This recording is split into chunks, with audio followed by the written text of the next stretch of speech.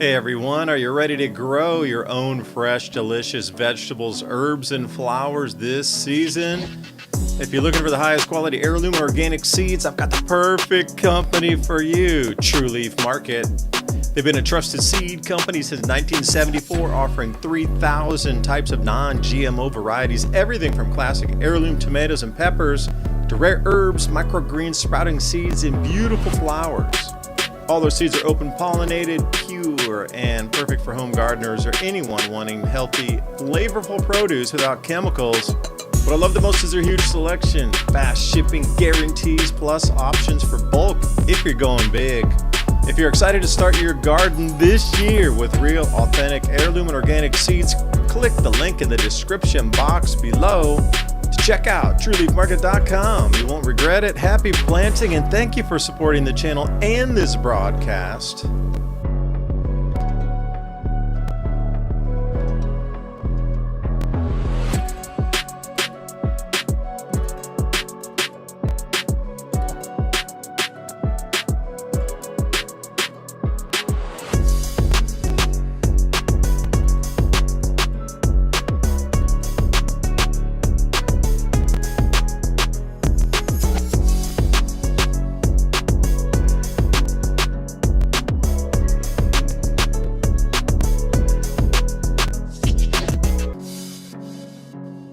This is not a toothpaste. It's a revolution for your teeth. Remineralize, strengthen teeth, all natural ingredients, essential oils, minerals, salts, Alpha Vedic Dental Solutions System. That's alphavedic.com/civilization. You know, we're always trying to bring you the best products here that we think will enhance your life, especially if supply chains break down further, or if there's some disruption in our lives here. It seems in the news more and more possible, but hey, who knows? Maybe it's a mind game. But what is not is keeping your dental health up. And not a lot of people are talking about this. We always see the storable foods. But what about dental care during these same emergency situations? Will your toothpaste eventually run out? Well, if it does, then what? So like I say, this whole micro gut biome is driven by your oral cavity first. So take a look at what they have, alphavedic.com/civilization. Every purchase you make helps keep our live radio show and podcast on air, bringing you more information just like this. alphavedic.com/civilization. That link is in the show notes below. And as always, I appreciate your valuable time and joining us in this ever and most important conversation as we move forward in our world.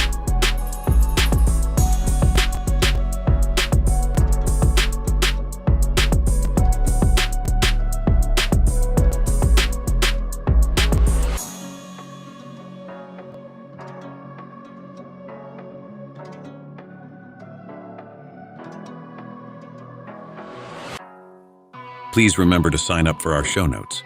With Civilization Cycle podcast, you can learn what to expect as society resets. Agriculture, economy, tech, and history all have mappable cycles, and these cycles affect every aspect of our lives. We can navigate the chaos and thrive together with up-to-date news and information. Also, if you like the content we have here on Civilization Cycle, think about fueling the discussions and the show by buying us a coffee at buymeacoffee.com/civilization cycle. And thank you for all the support.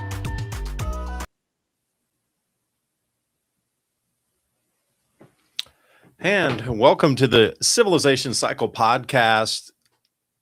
The blockade is the ultimate result and the ultimate choice for those disgruntled across the agricultural industry from Greece all the way through Europe into Brussels. No food, no people, no civilization. That's what I don't get, is why the EU is trying to stop their own farmers from growing food to the point it's bankrupting them.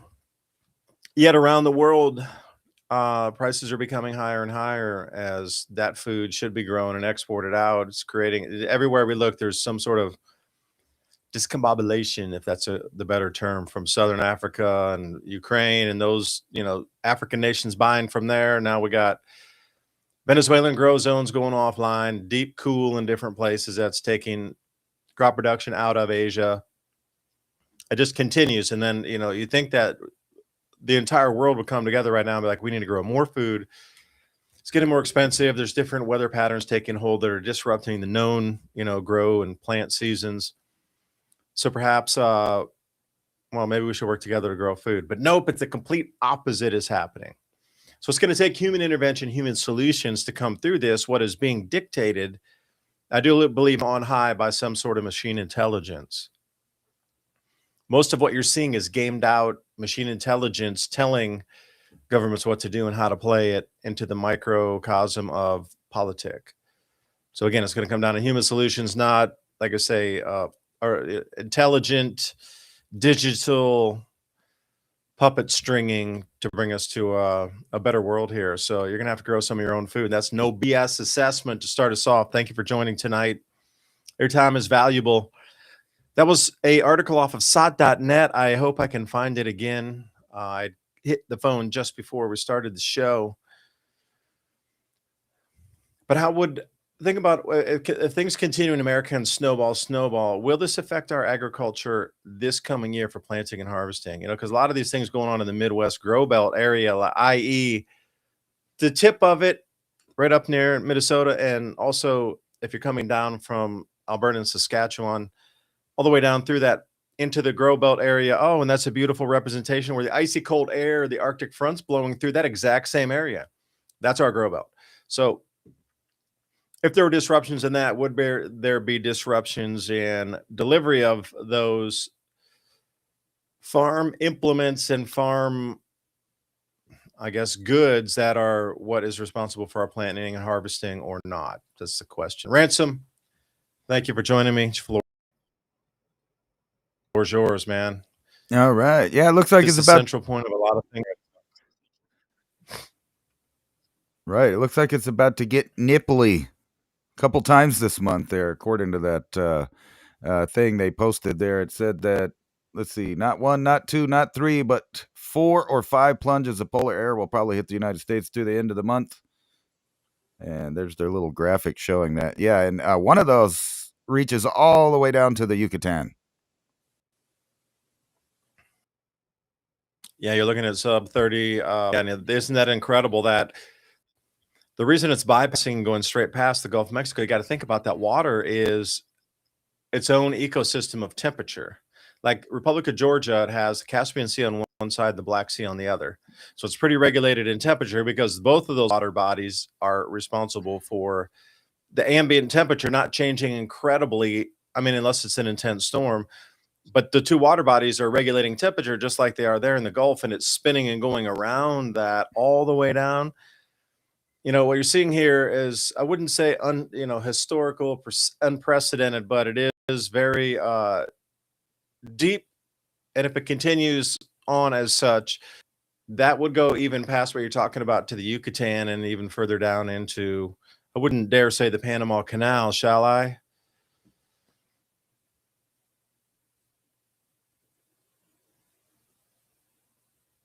That was a cue for you to talk.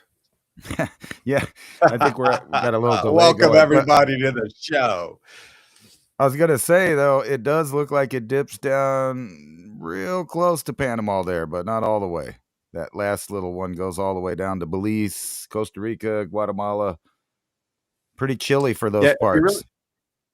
If you really want to get an indication, you have to go to tropicaltidbits.com and go to the analysis models and then go down to the 2-meter temperature. That's what you're seeing spinning right there. Tropicaltidbits.com there, Ransom. Left side, you're going to see thermodynamics, and you're going to click on that. The 2-meter ground temperature anomaly, that's that map that you just looked at. What you really want to look at is the shaded contour temperatures on that, because that'll show you exactly what the temperatures will get to. Now, it shows that super blue, and yeah, it is very much cooler, but when you look at those temperatures, if the regular average temperature is 80 in the winter, that going to 60 doesn't really make such a huge difference. Now, Ransom, at the top there, I'll walk you through it. You see where it says forecast models and analysis tools? Yeah, hit on the forecast models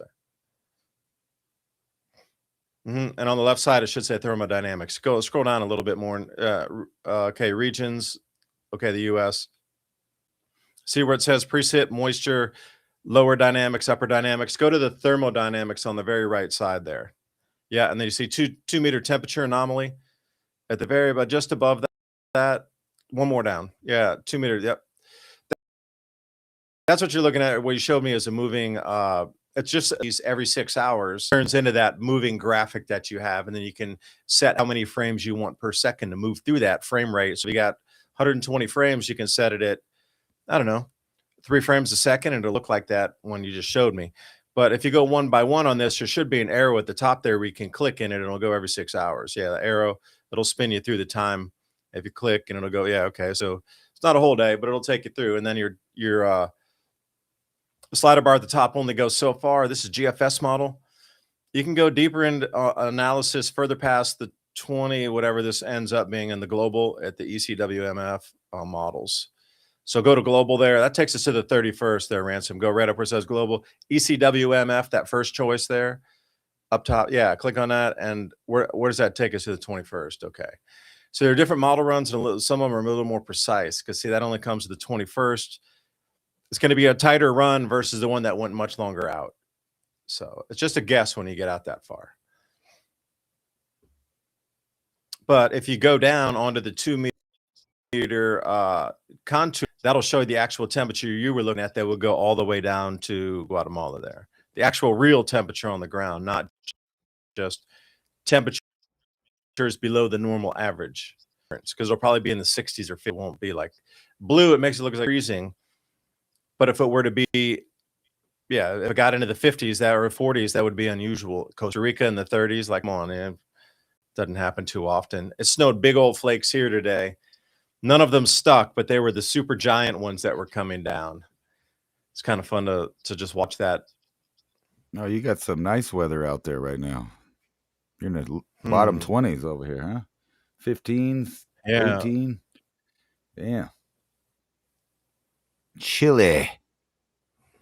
And Yeah, I was going to tell people to oh, go ahead. What? No, I was going to say, since you have people that thing, let's look around the map. Let's go to the North Pole and let's go down to Antarctica and take a look at the temperature since you had Venture Sky open. Let's do a little interactive. I'm curious myself. Coffee, everybody. Cheers. Thank you for buying us a double espresso. Thank you for buying us a coffee. Trying to bring you the truth in our time of deceit here. Yeah, check out some of these temperatures. When Greenland, it's going to melt away, right? It's melting. Yeah. Run. Yeah, right. Yeah, that's pretty nice temperatures there. -40. And why do we want that again? Oh, yeah. Strategic location. That's what it's for. Strategic. But if you go above that, the entire Arctic where the Russian, we talked about this. And by the way, it's in the show notes that I'd sent out this evening. Thank you, everybody, for signing up. Civilizationcycle.com. It's right there at the top above the fold. Just put your name, get notes now. And it's just 10 bullet points of what we talked about during our shows. So what's the temperature in Antarctica, Ransom? Random question. This test, it's a pop quiz. Antarctica, huh? Let's look right here. Yeah, you got to go back to Venture Sky and go to the southern pole and see what's going down there. We can look at also the aerosols. I'm curious about with the Hungatonga eruption and the ice crystal surfaces in the mesosphere, if the ozone is depleted below normal down there right now because of that event. It looks like it's about the same as Greenland there. -38, -40. Let's see over here on the other side. -29, -33. Actually, quite warm compared to up here. Well, they're coming into the middle of summer down there, so the warmest year ever definitely should be warmer than that, I would think. It's bikini weather in Antarctica all the time, at least on the magazine covers, right? And then you got -44 over there in -59. Wow, over there in Siberia and China is looking kind of chilly too. Yeah. If you go to the top where those 3 bars are, you could probably get a few more overlays on here. So maybe not. Oh, that's windy when the thing's on the right where you can get the overlays, different kind of 2 meter above ground models. Okay, what else can you slap on there as a chart? I'm wondering what you got for ozone on that. Like ozone below, it'll show you the averages if it's below or above the actual ozone measured over the last 40 years. Because that was a big indicator right there. When you were coming in, the Hungatonga eruption, like all that water went really high up to around 90,000 feet. And it was ice crystals. Now that ozone, that O3, will land on an ice crystal surface and then break apart, and it'll become an O2, like a regular oxygen molecule. And then you're going to have this one single. There's an O2. Like in nature, it binds, and then you're going to have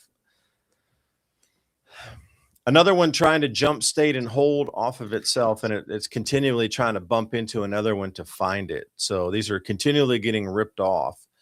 And this ionization that occurs as these drift down, there's a depletion in the ozone layer. So when they say don't spray your hairspray, I'm wondering what was going on in the 70s that really caused that. Because I could it have been chlorofluorocarbons? Yeah, it could have been a little bit, but ice crystal surfaces seem to be a big one that I read a lot of research after the Hungatonga eruption.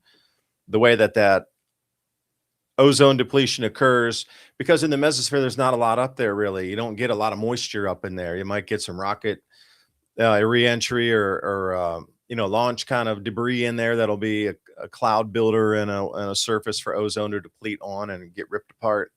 Otherwise, there's really not. It's a very dry layer of the atmosphere, like a desert layer, literally. But a huge, hurricane came in there and dropped a bunch of moisture. And the last time it had happened was 200 years ago.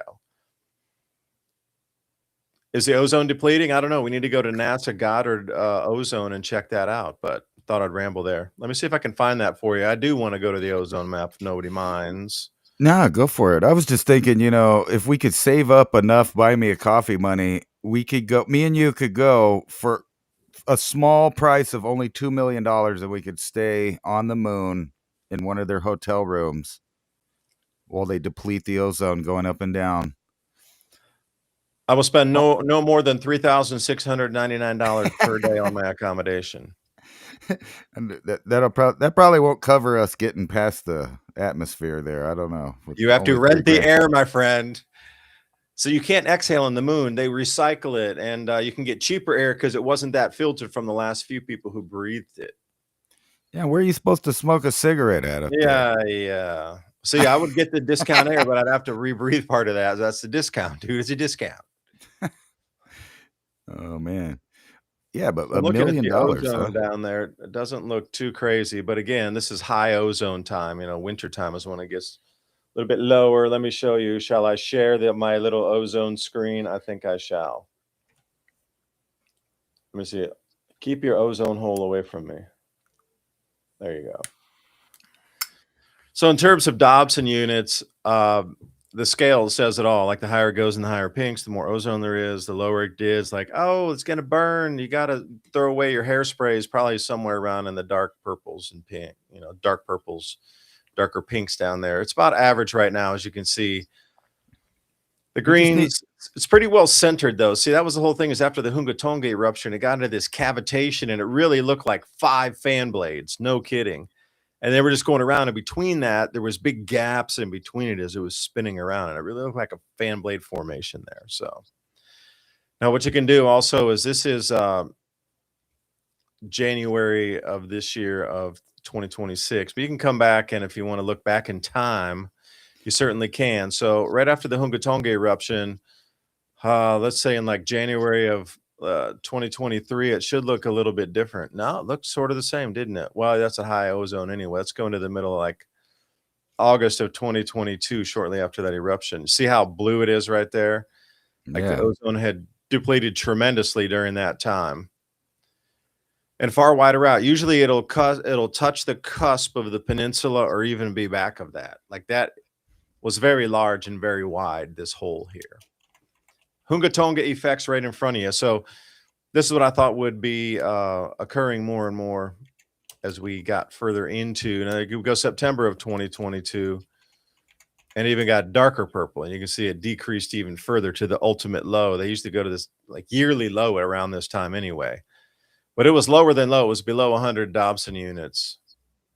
So at that point, that is what they had talked about in the 1970s with hairspray. Like so at that level there. Where's the correlation with the amount of lightning strikes? Because we know lightning produces about 2 to 16% of the ozone that we have in the atmosphere. So if you have periods with lots of charged particles coming down and that being equated to lightning, you should get a lot more ozone.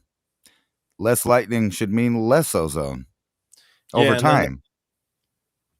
I'd agree with you. And then I was wondering myself about that balance of after the Hungatonga eruption ripped an enormous amount. Like, just go with me with your head and then Ransom's thought.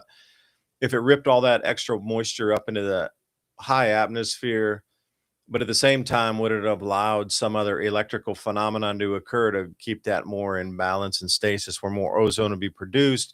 You got incredibly low ozone hole because of all the mesospheric ice crystal clouds depleting ozone. And then would that allow a different electrical, let's say, connection through that?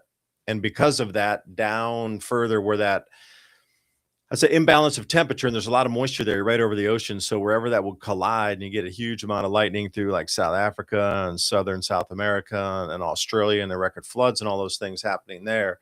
You got to wonder about, what types of higher atmospheric lightning were occurring that were coming down. The electrical edge of that would have been just perfect Right. to balance that loss out from higher up. I'm wondering if there is a balancing mechanism because it's electricity, it's a potentiality flow. So it'll probably roll from one down to try to keep in balance and stay because everything wants to keep in harmony and balance, right? An overcharge is going to discharge.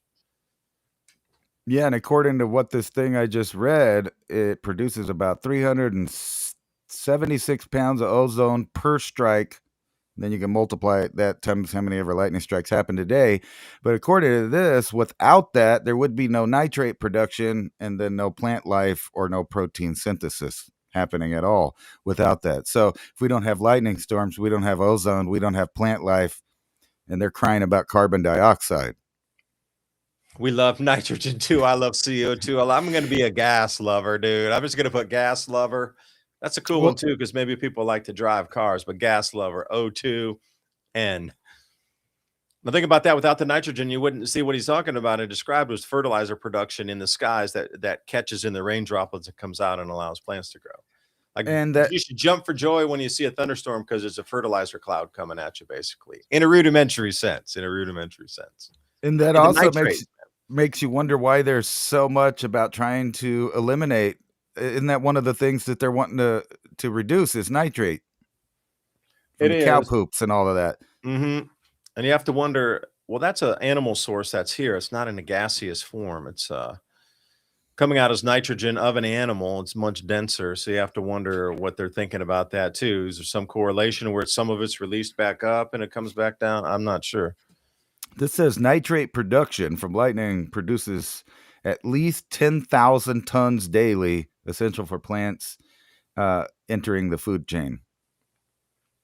That doesn't even sound that much. I mean, when you think about the size of the planet, 10,000 tons doesn't sound like that much, but obviously it is. Yeah, and if there was an electrical disruption that somehow stopped that lightning to occur in certain regions of the world, that would cause a decline in yields. See, people think just strictly about rainfall and that's it. Well, what about you're talking about nitrate production deficits? Because the electrical frequency or the electrical discharge that normally takes place in spring there or late summer or whatever storm between seasons happens, if that stops, that would be a disruption of the nitrate cycle as well as the hydrological cycle, both. And then what? Then your plants they don't get fertilizer from the sky and they don't get water from the sky. Gee, that's bad. You start to layer those things on top, and then what happens? New winds, all the country's bankrupt, there's no farm financing, there's no nitrates from the sky. Damn, man. Like you could wreck a country that way. If you could shut off the electrical connections in the sky to that part of the world, if that somehow could be disrupted so there was no lightning, is our tech that advanced? I don't think so. I mean, or if maybe we're going the other way. I mean, because as you know, lightning strikes have been increasing over the past, I'm going to say 5 years since I known about it. More lightning each year, which that might be why they're attacking all this stuff, is because they literally cannot control the weather, even though, they insist that they can. They put out information to make people think that they can. And I think that's what it's been all about from the beginning. That's why Bill Gates and all these people are putting up stuff in the atmosphere, because when the climate really does change substantially, where the entire world notices it, they'll be there to take credit for it, or maybe their children, but they'll be like, my dad is the one that saved the atmosphere by putting all that junk up there, and we cooled off the warming planet. Thank you.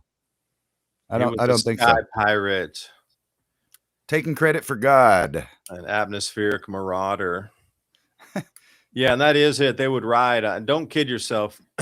Now, if you were if you knew these cycles and you had, previous, cycle knowledge,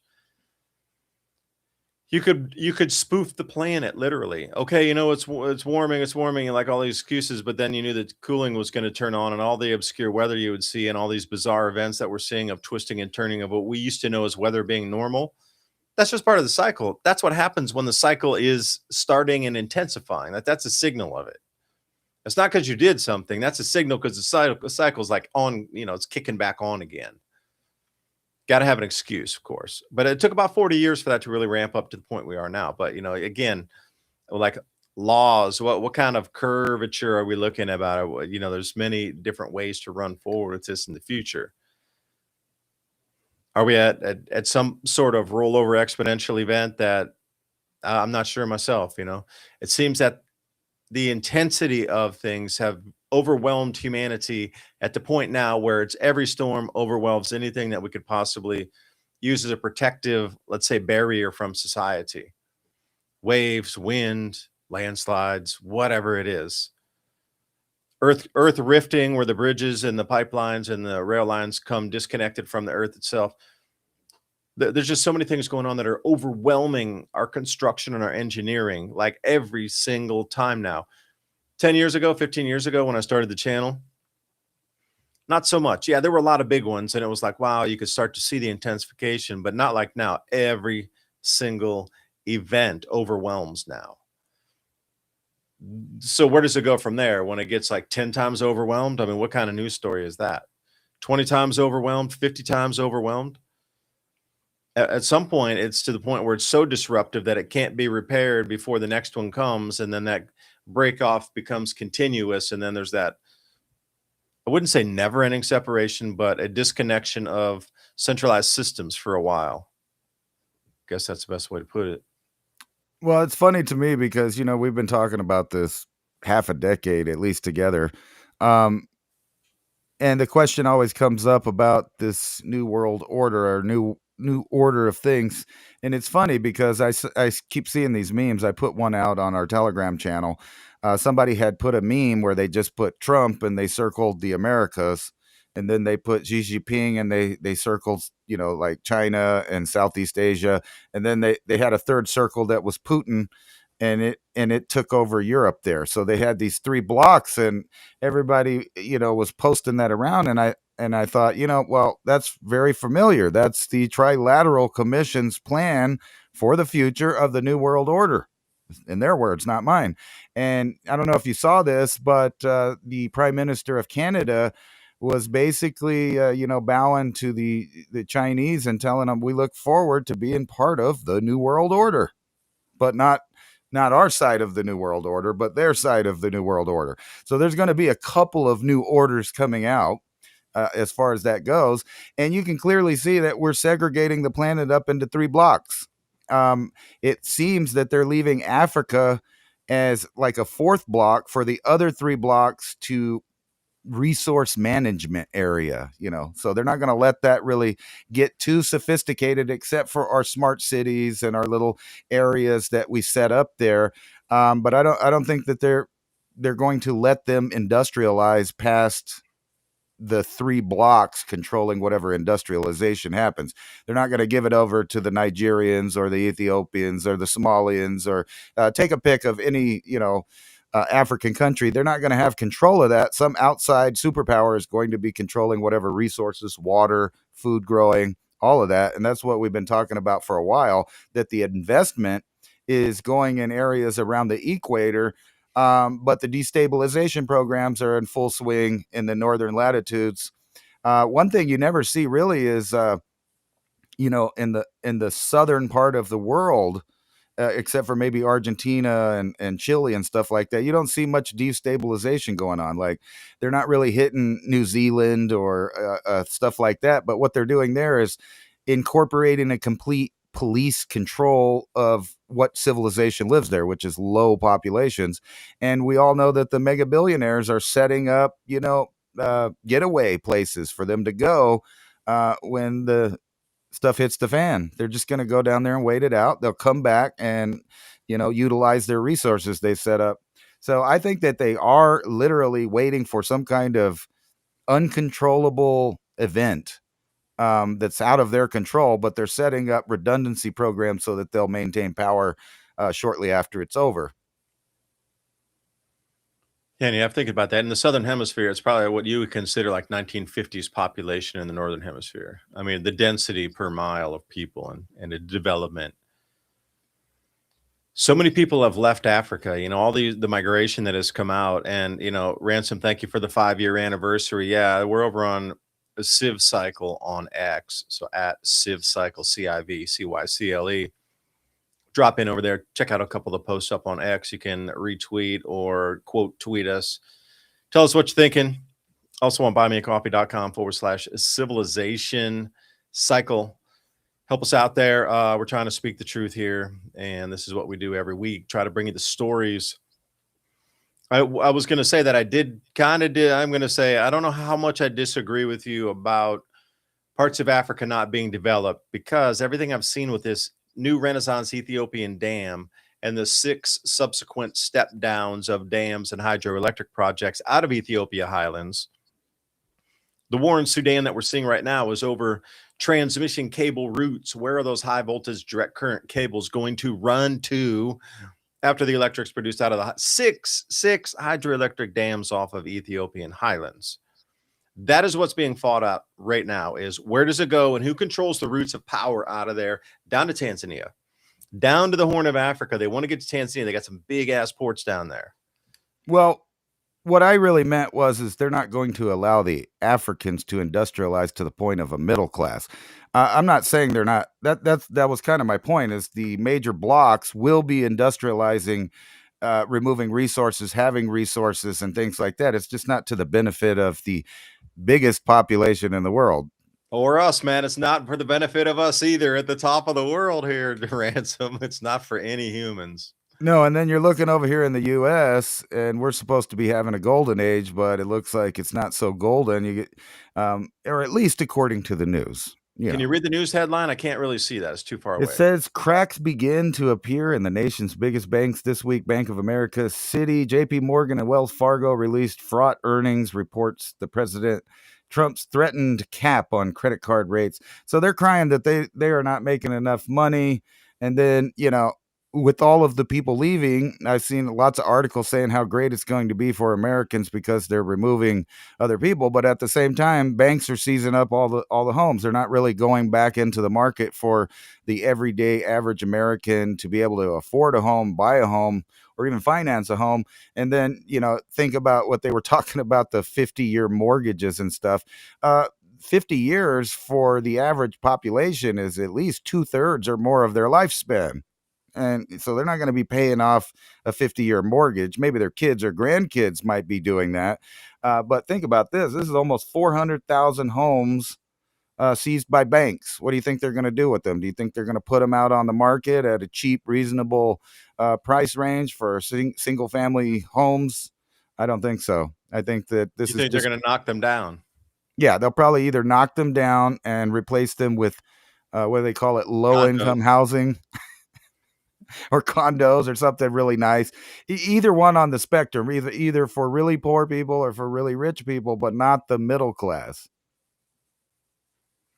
So where do you go then? Yeah, now that whole thing about JP Morgan, not only is it what they're talking and belly aching about the 10%, but some of these banks are borrowing hundreds of billions of dollars a night to stay alive, just like they were in 2019 at the end of the year in November and December of 2019, just before COVID started.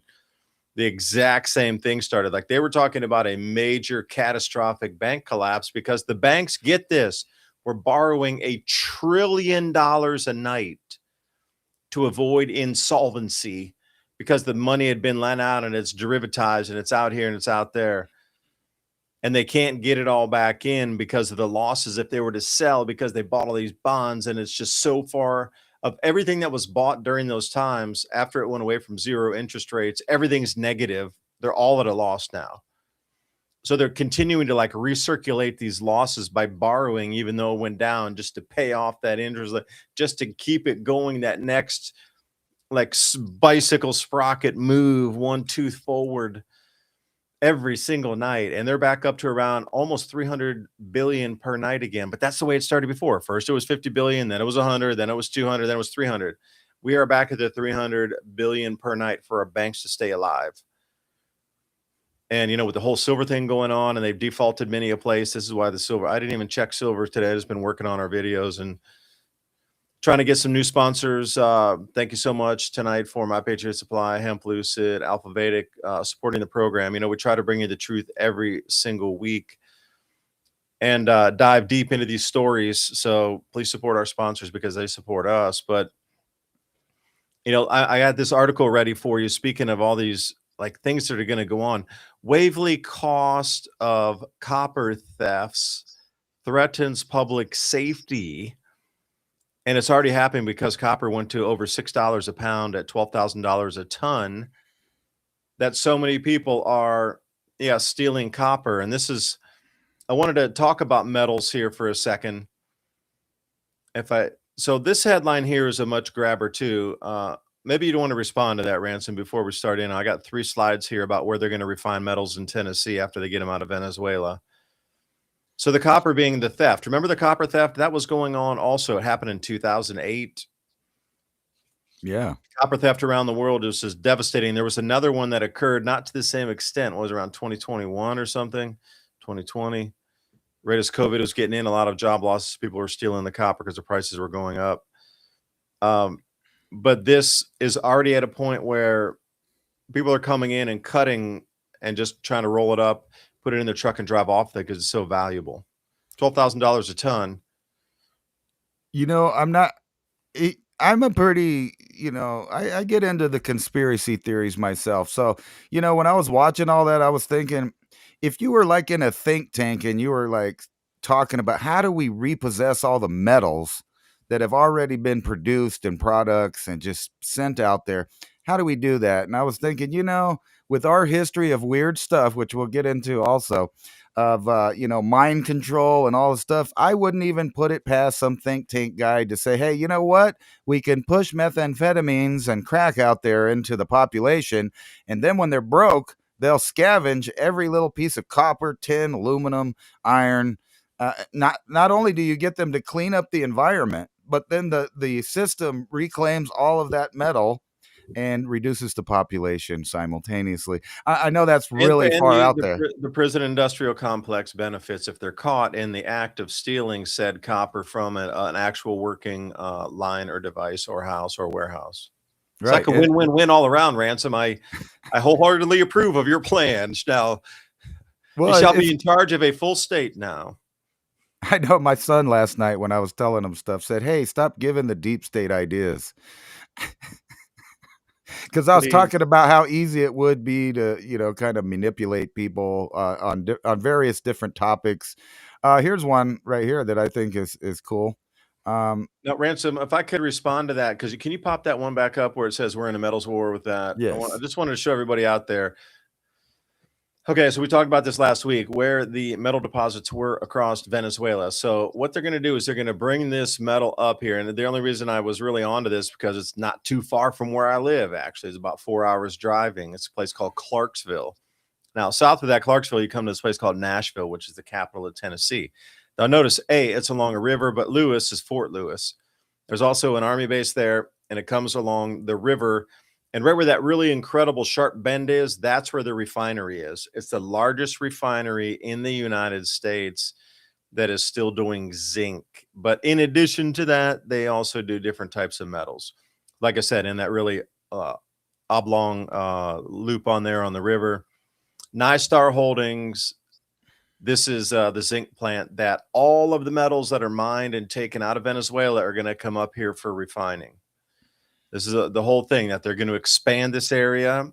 And if you look where you can see at the very bottom right, probably like 5 o'clock position where the loop of the river was. But if you look up to say, like the 10 o'clock position with Fort Campbell, Fort Lewis, right there is the line with West Virginia. Okay, so you can see where the smelter is approximately. It's right near an army base. Good place to put all the gold and silver. But what's really interesting is if you look from this destination to Fort Knox, it's only 113 miles.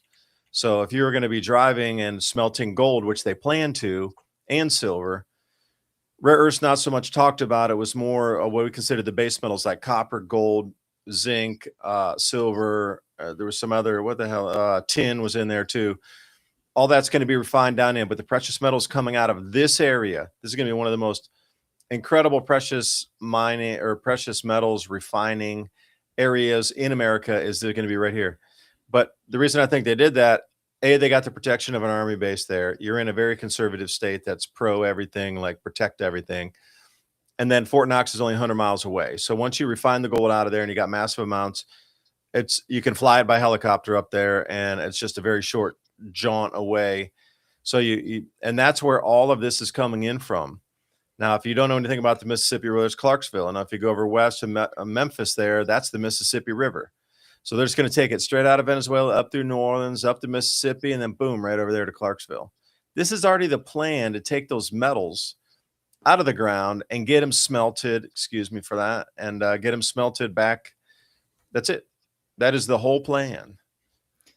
You know, that's funny. Me and Rex went to Gilman, Colorado, I think in 2018, and we went looking around the old abandoned mine and the entire town that was closed down by the EPA.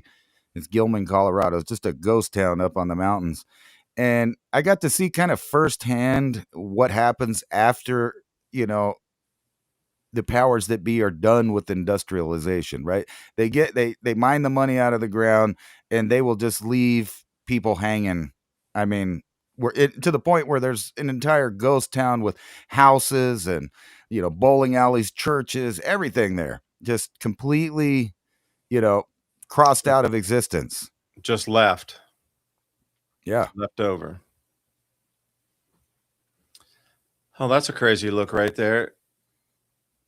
Is that a real town? Like, yeah, it looks like it's Gilman, Colorado. They just walked away from it. That's insane. And it no longer exists. And, they left everything there. Washers, dryers. Like, there was appliances. See that truck right there? I could probably get it going today. Rex it ran whenever they left. You know what I mean? You went with Rex out to this place. Rex is like, I got a new truck, dude. Nah, but we went through the whole thing. I mean, and what's funny about, it's not so that funny. Looks spooky. Anybody else out there with you? Did you see anybody else out there when you were there? No, this is a complete ghost town. And you were by yourselves out there. Yeah, it was just me, Rex, and my son. Let me skip to this part. Well, I hope you went out there armed, man, to protect yourselves. No comment. But when we got in there, slingshots. I'm talking about the slingshots. This is what we found. Here, let me fast forward it to this spot here. Yeah, please. This is really interesting. Keep going. I'm enthralled by this. We found the medical facility in there where there was just thousands of X-rays. You can see right there on screen. Hey, dude, that was my rib you just saw. Right, and they all had cancer and breathing problems. And this was a zinc smelting place. I think they got silver and some other stuff there, but literally there was just thousands of records and they had to just leave. There's Rex right there with his stuff. So, but yeah, but all of them showed symptoms of some sort of bodily harm because they're breathing in fumes from working at the plant out there. Yes, they would go home and their wives would wash, their clothes, and then their kids would get just the dust soaked them. So they were breathing it. It was absorbing into their skin. And we literally went, we're just looking at old medical files there. I'm going to say thousands of different people with their x-rays. So like that, and they were just strewn across the place because they just ran off and abandoned it. And then the rain came and the snow came and, the whole thing got messed up. And everything was there, like mechanic shops, churches, bowling alleys. And then when we started getting into the homes, they were still, like, look at all that piping right there, iron piping. There's so many resources that just got left. There's a transmission for no reason on the ground. Well, let me ask you a question. Like, why has nobody else started living there again? Or why didn't somebody just move in there and be like, all right, I'll take the house? I mean, this place, how far out of the way is it? How do you just abandon a town like that? Well, the EPA came and shut it down. So you can't live there. No, you can't live. And not only that, I believe, if I'm not mistaken, they have tore it down at this point now, um, and built a ski resort, or they have plans of building a ski resort because it's been closed down since, for sure, since the mid '80s. But they were already trying to close it down. So these people left in the early '70s, and there's a whole generation of people there from the '40s on up that lived there, had families there, and like here's a good example of that right here. I got that sound turned off, but some of these pictures are legit pictures from the town in the '40s and early '50s there. And that's the same town you were just showing us there. That was a Yeah, there it complete is. disarray. And what? They let that go? That's a cool spot. Yeah, and a lot of these people, these pictures I found had problems in their family for generations after that. It wasn't just them. See, because their whole everybody there was soaked in this stuff, in the dust. And despite having all that old equipment, they were breathing it. It was in their clothes. They brought it home, and their kids got to bathe in the dust and stuff. They didn't know. Nobody told them that stuff could be toxic to them. What was that, zinc, or what was it there? What were they mining? Yes, it was zinc. Here, the New Zinc. Jersey. If I could find, I have a little one of the So pictures the here. EPA came in and said nobody can live in this town. That all of this area of land is completely declared like condemned, like nobody can live here. Yes, yeah. But now there's going to be a ski resort on top of it. That's right. Well, I guess that it's. You got to be kidding me. The land's condemned, but oh wait, we're going to put a ski resort on it. No, it was just a weird thing to get to look at it. No, you're taking me, man. It can't be real. It's real. We went and looked at it. We didn't have the cojones to go all the way down in the closed mine and break off the chains and stuff. But that whole entire town, we looked at a good 20% of it. And here's the mines right down here off the cliff, right down there where Rex is pointing. And you can see some of the land still stripped off to this day, that nothing's grown back on it. And this thing's at like 13,000 feet. I think that mountain he's pointing out there is 14 or more thousand feet. The whole nice, beautiful town's just completely gone, abandoned. And all of those people got sick back then. How about that? That looks like some pretty cool area there. I mean, what's it look like in the winter? Totally covered in snow. Yes, absolutely. That's up there in the high elevations. But they got their money. But they walked away, and they only had to pay a few thousand in medical costs. And the lawsuits, Right. They could have had their lawyers drag it out forever and just bankrupt the other side, just never-ending coffers for the hours of attorney fees or whatever services rendered. Yeah, half the houses outweigh the people, man. They don't have the funds to do it. That's why those class action lawsuits work, because finally you got enough people together. Right. And it really was spooky to go into these places where this whole community worked and lived, and their houses, basically, if the windows wouldn't have been busted by vandals, you could still live in most of those houses. I mean, aside from the toxic dust. Yeah, aside from the toxic dust. I want to bring you over to, speaking of toxic dust, gambling, my friends, gambling. Polymarket. You're hearing about this in the news everywhere. Online crypto, I guess, calculation service is the best term to put it. So you can bet on whether something will be a yes or a no. So this is the climate and science area. So I wanted to run through with you, Ransom, here, and ask you some questions. And everybody out there, you're always like, you always talk about crypto and you always talk about the weather. Thank you. I read your comments. Can you put the two together? Yes, but here you go. Polymarket. So you can deposit any type of crypto. There's a whole bunch that you can use. It's not financial advice. I'm just saying this is how Polymarket works. And you can bet on anything and everything. So this one here, the January 2026 temperature increase. And I wanted to walk you through, and somebody said, well, how do you think about these things? And I was like, all right. I'm looking at this, and the January 2026 temperature increase is the bet. So then you look down here. Will it be less than 1 degree Celsius total overall for the month compared to the baseline average? And then it said it will be 1 to 1.04 Celsius, and you have all these different ranges here. And the percentages of people betting on this that think it'll be in this range. So then I look down here and I'm like, I want to see the rules. Like, what is the bet? Literally, what's the bet? So the bet is they're talking about the anomalies of temperature based on the previous averages, but they're using the GISS temperature set, which comes down as a tabular form, difficult to look at. And they're asking you to do a bunch of division and this sort of thing with it to even figure it out. So it's NASA's Global Temperature Index. And if I were to bring you over to this slide right here, this is the one that is, as the calculation, whatever it turns out to be for January of this year, which would be 2025, at right over here, 2026, actually, they're looking for this to follow in 2026 January. So if the temperatures, whatever they fall in, that less than 1 degree, 0 or 1 to 1.04, etc., were to fall into those calculated areas, then you win the money. So if we go back to Polymarket for a second here, all these people are betting into what the market would be.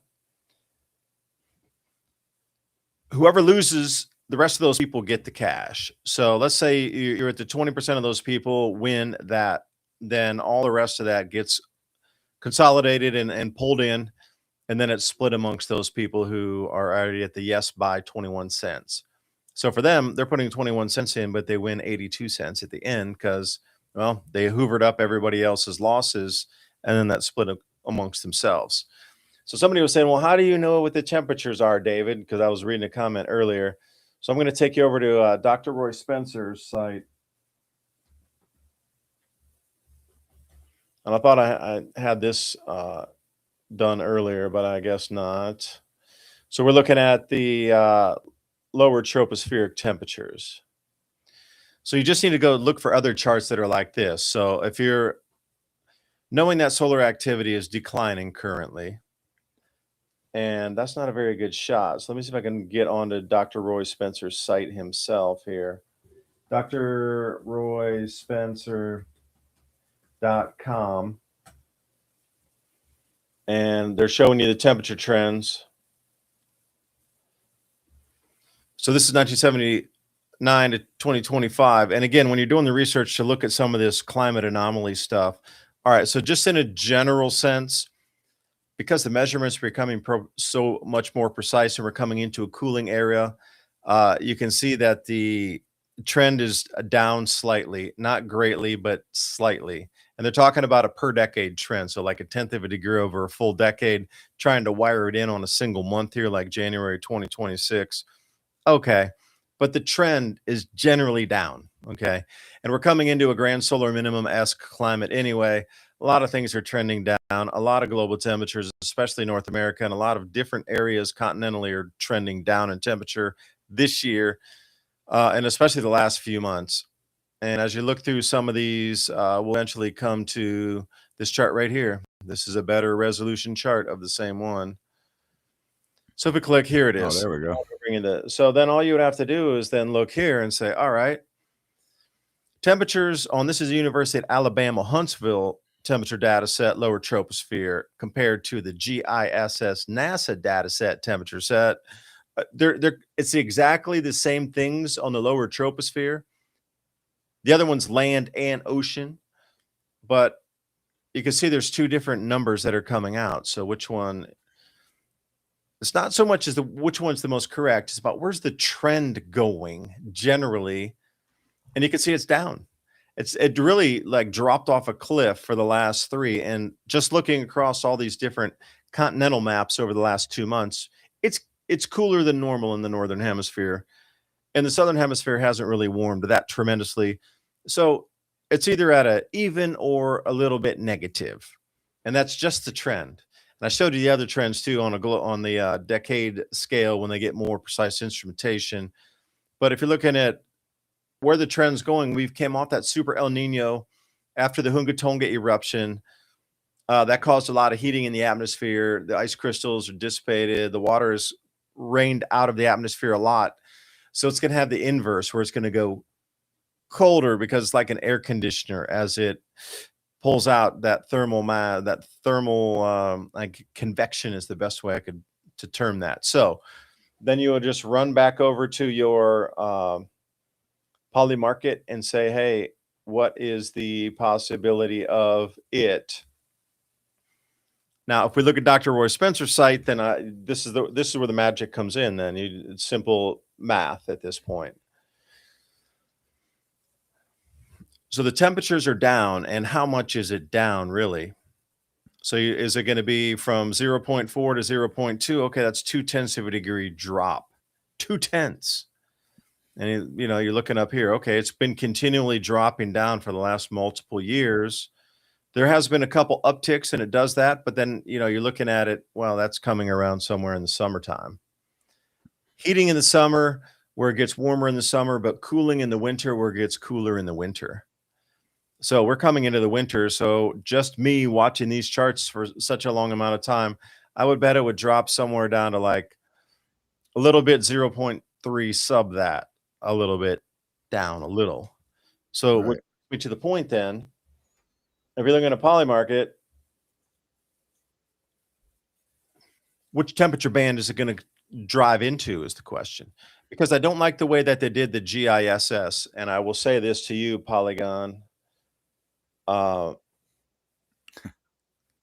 Poly Market, excuse me.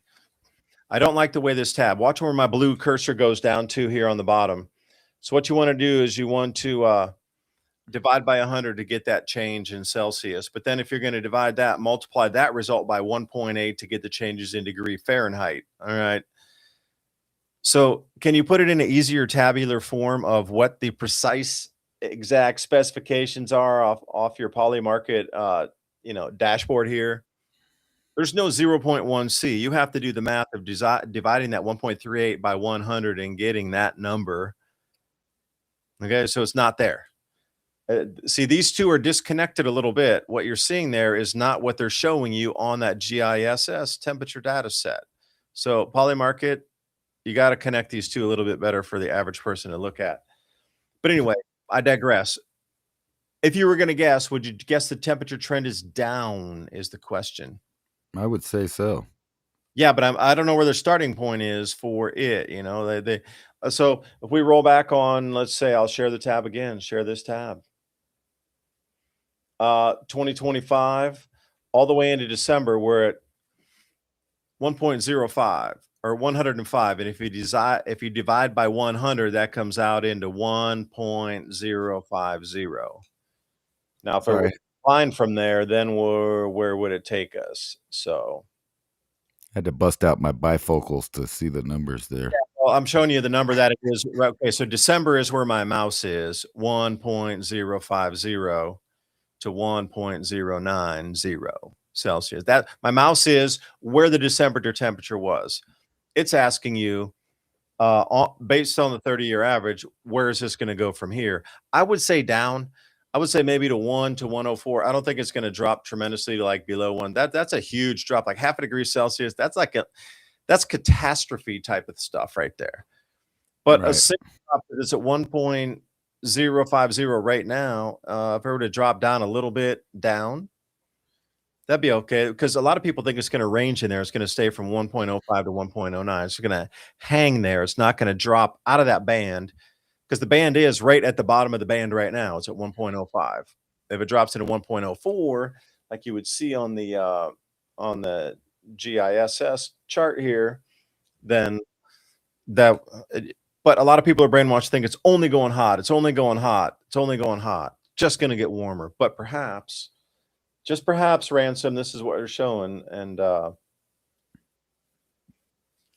this is how you might want to look at poly market. I'm not saying anything's for sure, but being that close to the next level and that next layer down, you're right on the edge. So if we were to cool a sliver, just saying, I might take that chance because for every 2 cents you put down, you get 80 cents back. So it's like a 4x. So $100 would be what, $400, something like that. And if you would allow me to continue rambling, here's my last one for you, Ransom. I got another biggie, and I would like you to answer this one for me. Right here. Hunga Tonga was a VEI 5.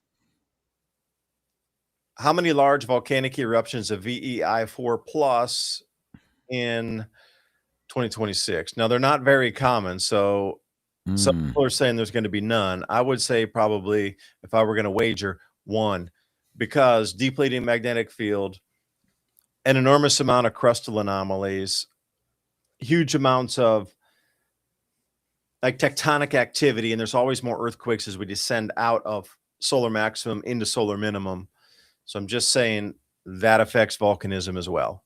So if there were going to be, it would be like this year, next year, or the following year to 2027, 2028, that it would probably be a higher probability of this occurring. But VEI 4, it's possible, but you're going to lock your money up the whole year when you could buy an ounce of silver for that and probably double or triple your money, where this is a possibility and you might or might not lose, but you need to lock that crypto for the whole year, waiting for this to either the event to occur and you get paid, or you wait to the end of the year and you don't get paid.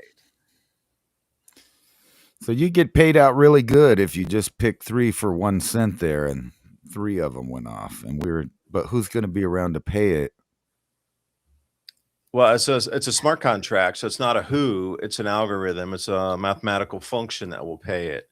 It doesn't care about if you're scared or not. It is a programmed step-by-step set of instructions, whether you're happy, sad, or whether the last person's happy or sad, or whether you're hungry or there. It doesn't matter. It's like, it's mathematics. It calculates, it moves, it causes things. The contract, once the stipulation's met, then it sets off that next round of stipulations to be met before the next, I guess, chain can be moved forward in the authentication in the exchanging of funds to happen. And that thing has everything. Like, what if I wanted to bet that a nuke would be used this year somewhere? Oh, that's already on there. Yeah, for sure. Anything you Yeah. could possibly think of. This is when they were talking about weather derivatives in Chicago. This is a very light form of that. I'd be betting on 2 at least on that particular one with the VEI 2 force. VEIs, 4 plus. That's a huge call, man. Maybe 1. I was thinking Southeast Asia and probably Central America somewhere. Every 1 cent you put down will earn you 99 cents if you were to say such a thing. Would you put $100 bet down on that? Because you could possibly win $9,000 plus if you were going to bet that actually sounds like not a bad thing, because even if you lose it, I mean, it's like $100. By the time a year rolls around, you won't even care what happened to that $100. Yeah. You'd be like, oh yeah, I forgot. Right when you Speaking get your of the $100, please support our sponsors. Ransomware at the hour break here. Thank you for everybody listening. Civilizationcycle.com. Join us on Spotify as well for the podcast, The Civilization Cycle. Sign up for the newsletter, civilizationcycle.com. Right there above the header, put in your email. We'll get you the notes. Got the QR code right there. Sign up. Give you 10 bullet points what we were talking about, and as well the show, if you want to listen to our previous broadcast, thecivilizationcycle.com, on Spotify and any other podcast players that you enjoy using. We'll be right back after the short break. Please support our sponsors because they support us. right. The gift of stress relief. Rest well, wake clear-headed, melatonin-free sleep snacks. Master herbalist building and combining CBD, CBDN, functional mushrooms, other sleep-enhancing botanicals with an impeccable balance. One of the greatest natural sleep aids currently available. How about CBD topicals? Full spectrum, has benefits for inflammation and soreness on your skin. Body balms and body creams. What better gift to give relief? Please support Hemp Lucid, because by supporting Hemp Lucid, you are supporting us at the Civilization Cycle podcast, and you're actually supporting your health and yourself. Click on that link in the description box below the video, or tell them that the Civilization Cycle guys sent you.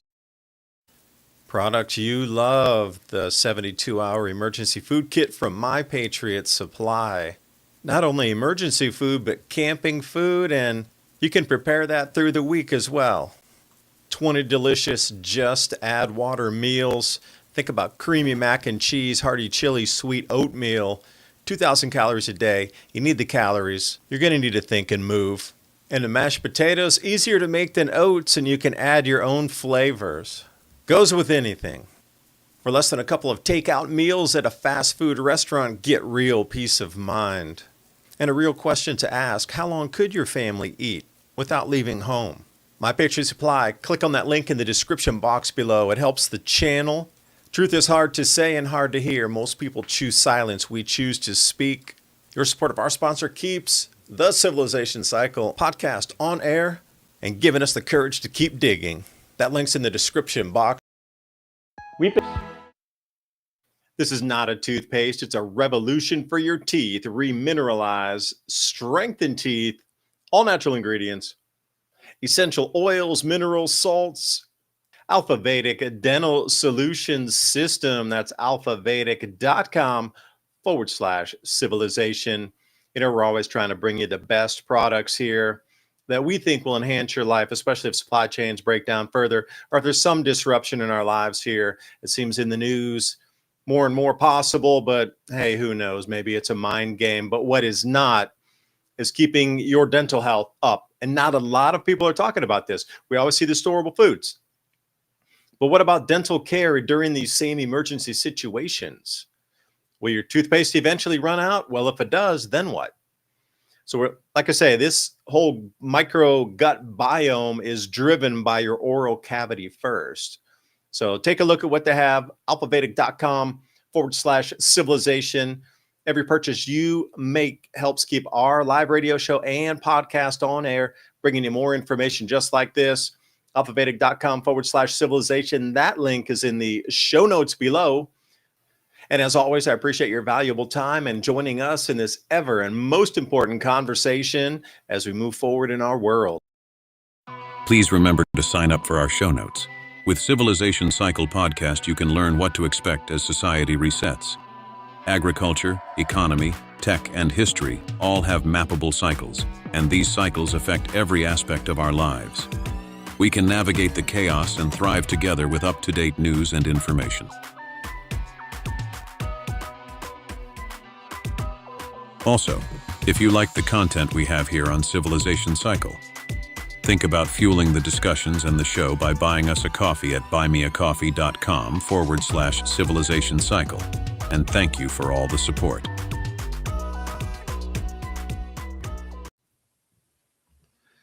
And welcome back for the second hour right here.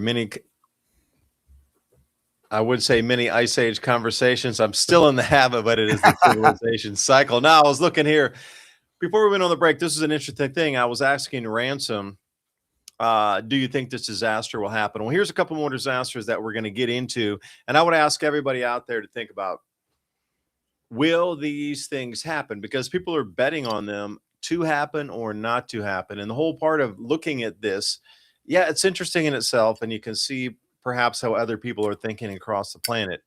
But what they're finding is this is sort of an intuitive crystal ball based on like the human collective consciousness. That this, like Cliff High's web bots, picks up intuitive pulses, and people bet heavily or win on certain sides of things far in advance of it actually occurring.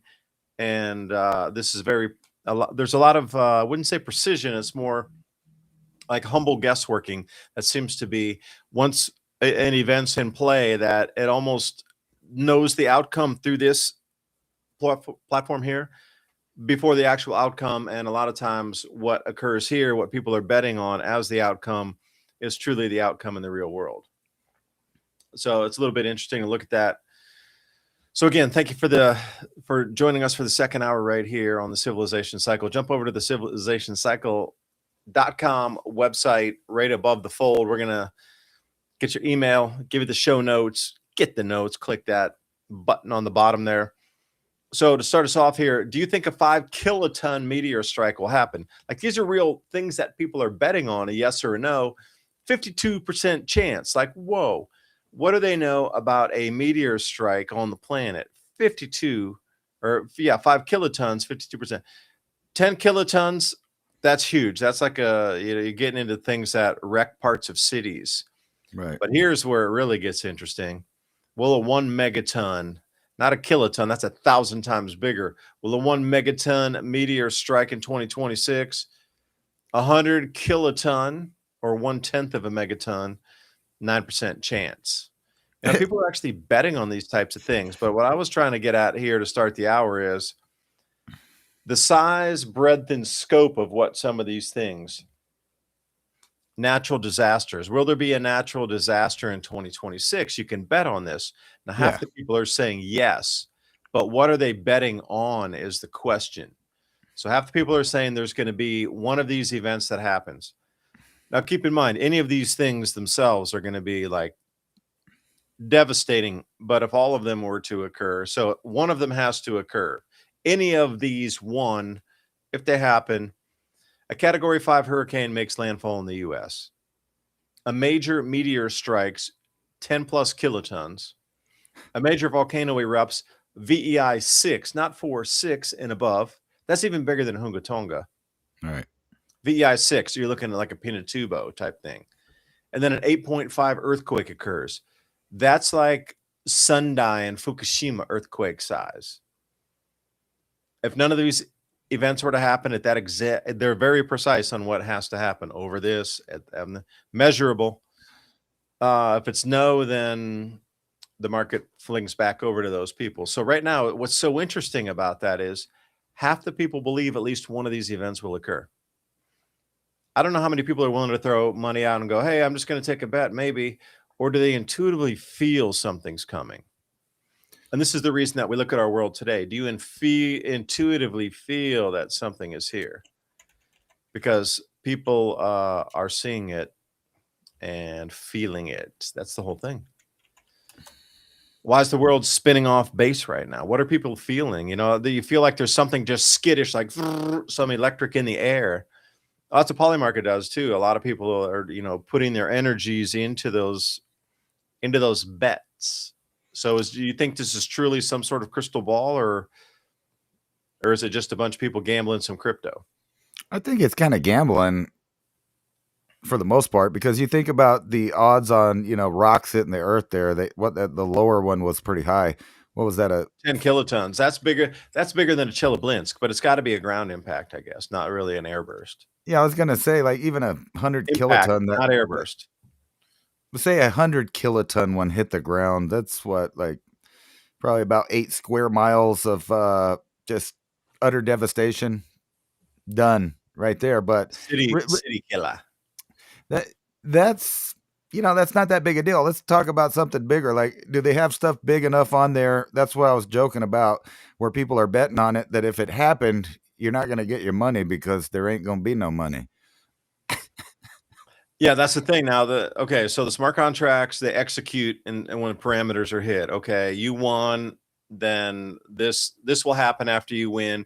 This will happen after those people lose. So there's going to be all these steps, and the money's going to go in somewhere, and then there's going to be another calculation of who gets to split that, and the calculation, and it just works its way down. When one thing's met, the next thing executes.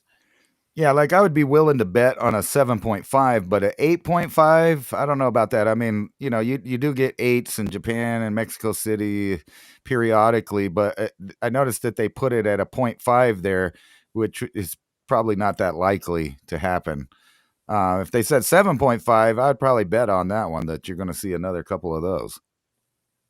Yeah, this all hinges on stepping off a solar maximum, coming into solar minimum. Extreme low in solar activity. Like, if you already knew these things in advance, just the general way things are going to be moving is more onto the depleting. We're not even going to say depleting. The magnetic field depleting on the planet, which, things are locked in place because of a strong magnetic field. So if that's going to get weaker, and things are able to move around more in the crust and rub against each other, and things are compressed, there's more compression, volcanoes, there's more volcanoes erupting, more earthquakes.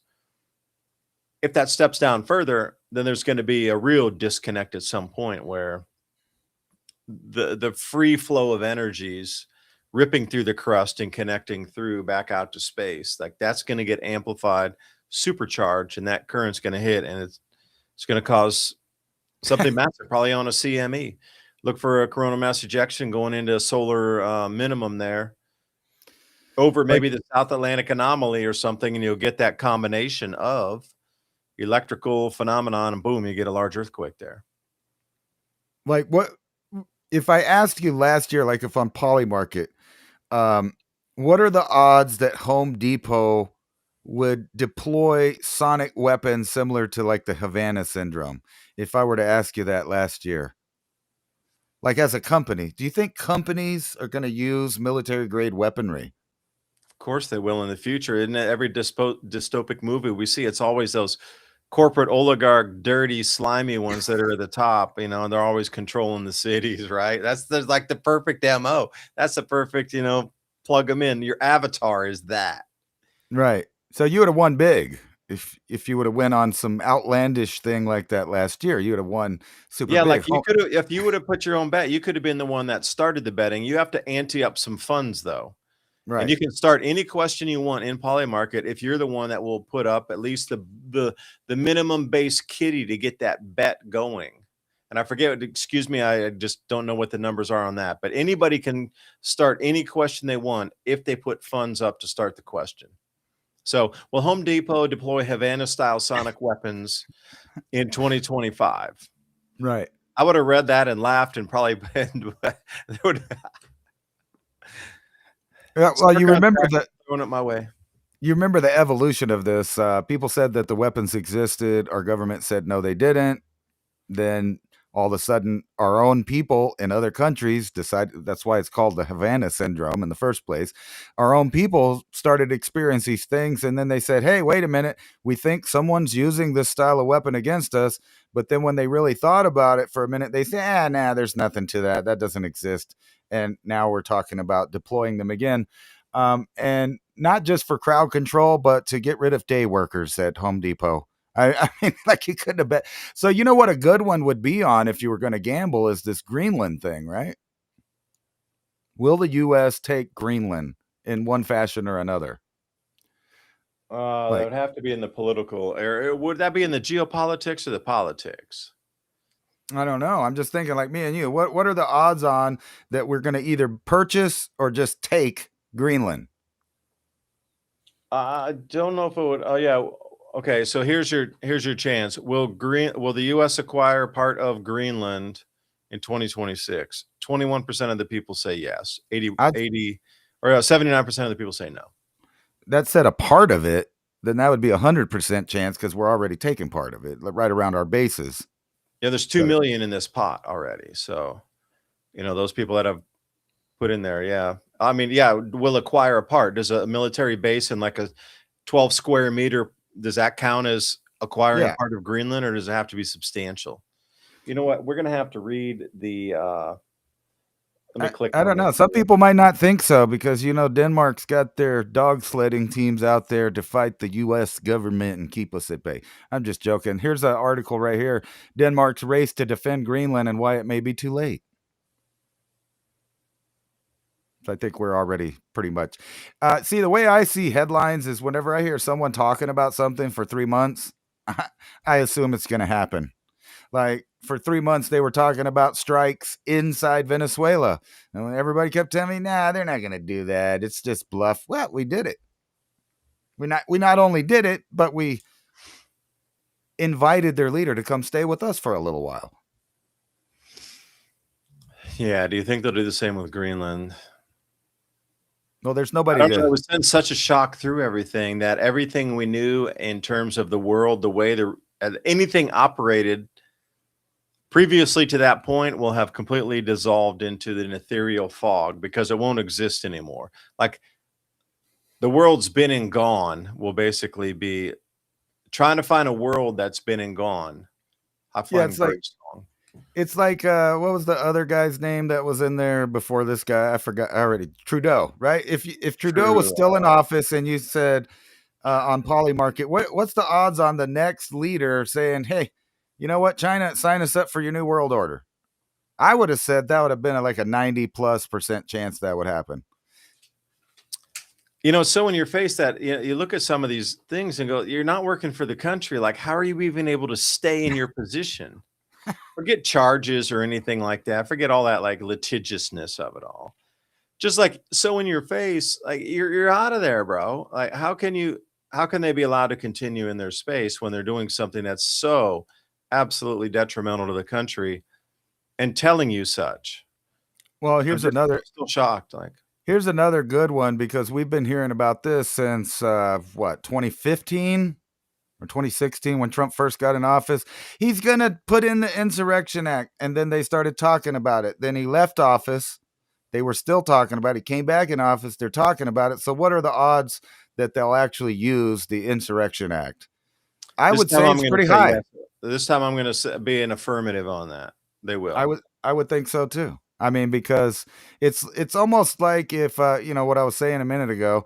You get some guys in a think tank and you say, "Hey, we need this to happen. How can we have that happen?" And then you just let it loose. You Let it put the loose and let it scenario out there and let it build itself. because you can always can recontain it at sometimes. It's like a controlled burn. I have a Yeah. forest, and there's always things falling, man. There's more wood than you can ever burn.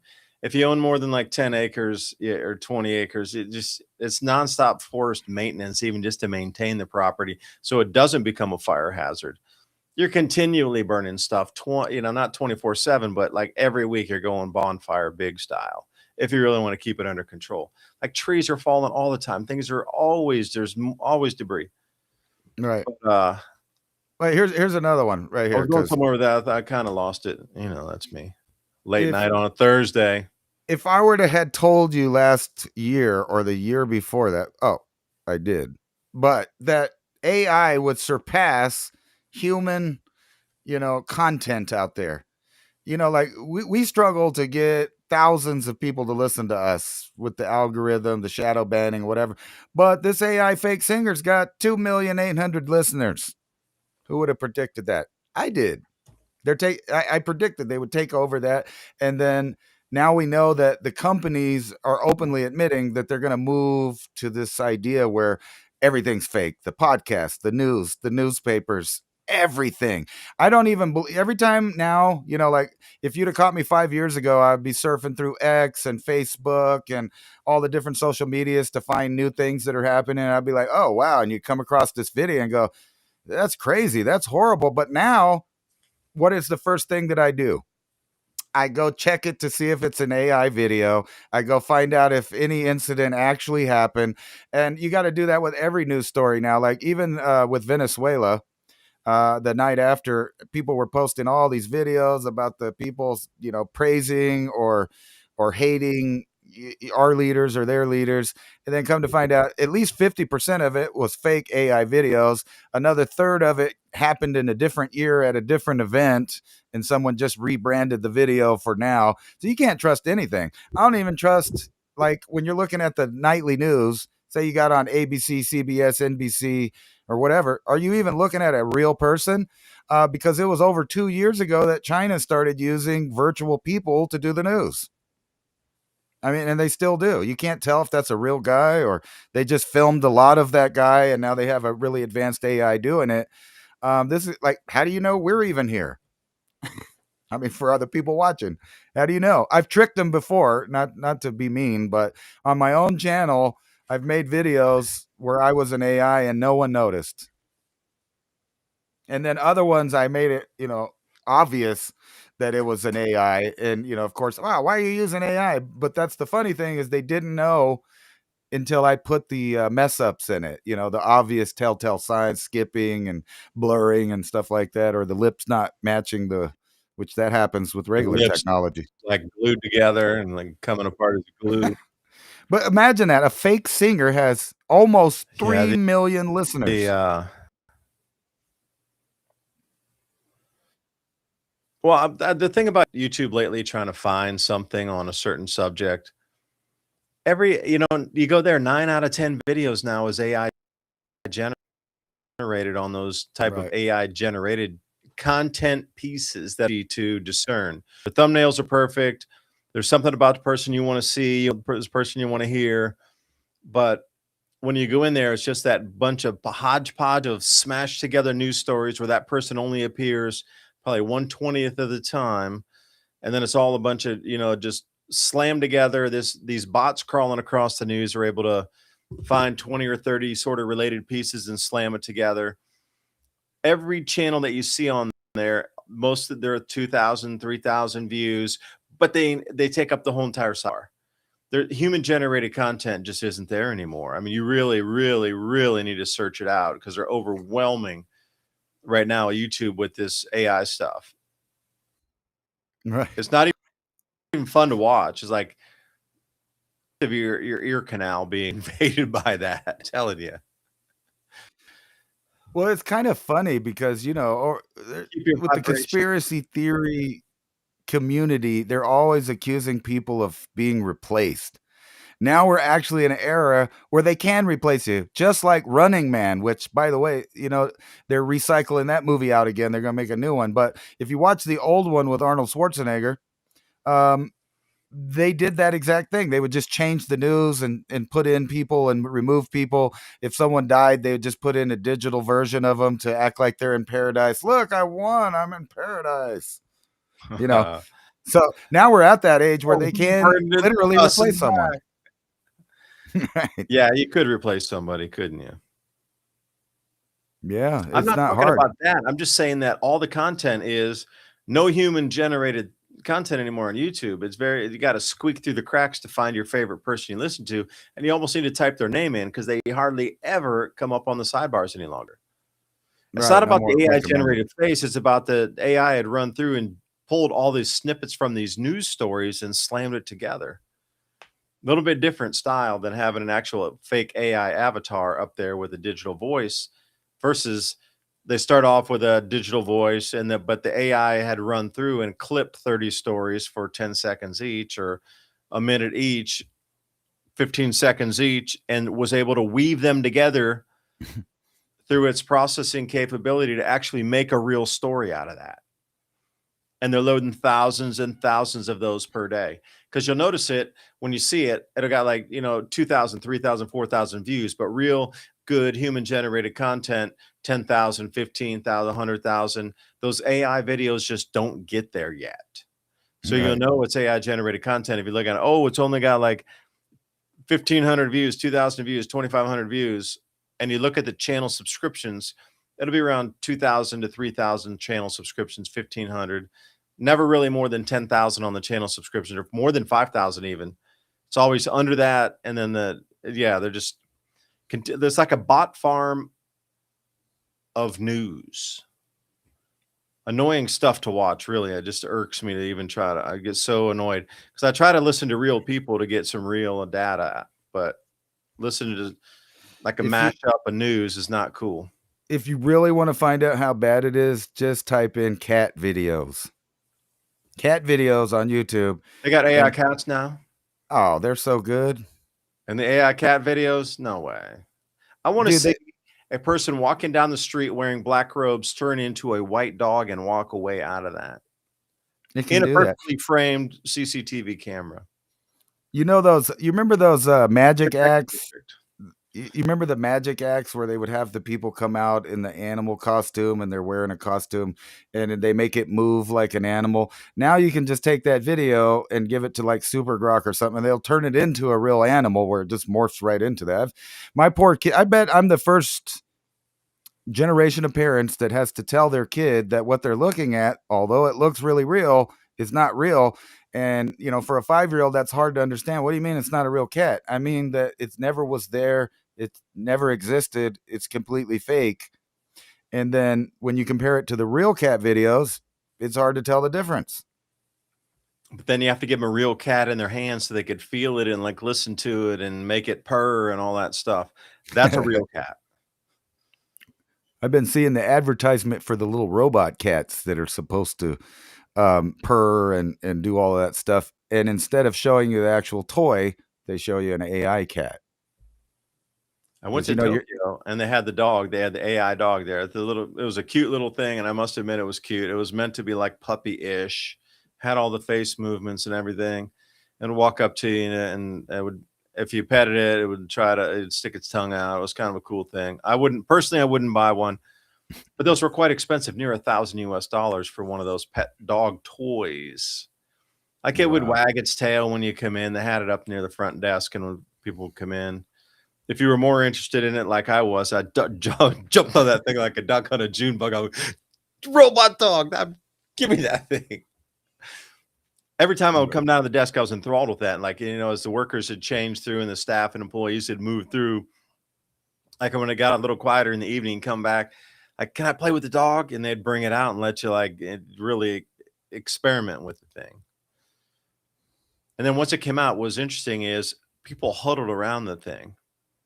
Now, this is meant to be a surrogate of a real pet or whatnot in your home, but that's in Japan, man.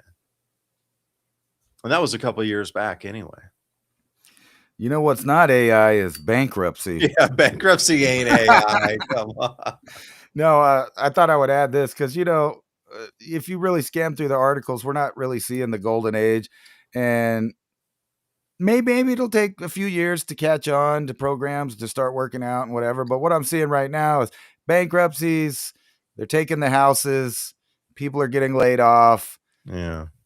AI's replacing people at the job site.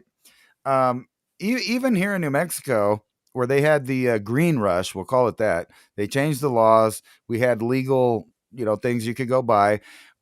It got to the point where my little town probably had 20 different dispensaries within a mile and a half. Now, the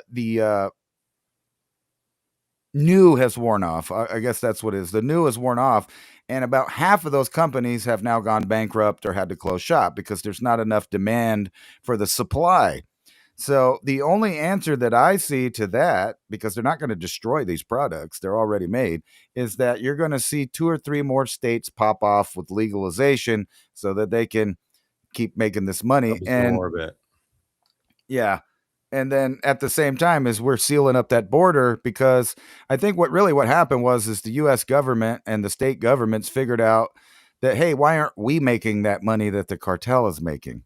And the banks don't care because the money goes right through them the same way it would have if it was dirty money or clean money. So they really don't care one way or the other.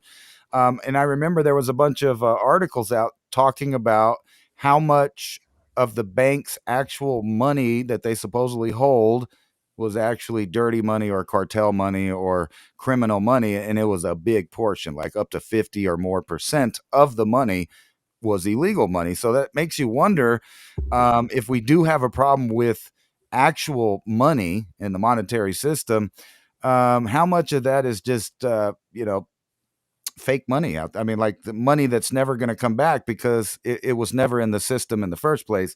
It was just being laundered. How much of it was paper that actually ran through a machine, though? That would be another question. Like, and then where's that stored? Yeah. I know they always try to chip up a bunch of bills that are actually damaged bills, where they got tears on them or some kind of tremendous ink blot that they can't be used any longer. Like, there's a lot of that cash that gets shredded and then burned. Okay. But are you telling me really that we burned all the cash from like 2018 and before? There's probably like incredible trailer loads of this stuff around, actually in physical paper form, because that would be asinine for a government to destroy all of its own money supply, like the physical supply. But keep in mind, though, most of the physical money, at least in the $100 bills, 96% is outside of America, way bigger than your number of 50%. Of all the $100 bills that you've ever seen in your life, only 4% of those $100 bills are in America. 96% are around the rest of the world. And you have to wonder about other smaller denominations too. That was just the numbers they had for the hundreds. I don't have any numbers for, the ones, like how many ones are still going around. Not a lot, probably, because people always want to get 20s. Yeah, what's it say? Nearly all money, 92% is digital. See, and again, you're talking about physical form of all money on the planet is only 8%. That's right. Sorry, I thought I was muted. Yeah, 92% of the money out there is digital.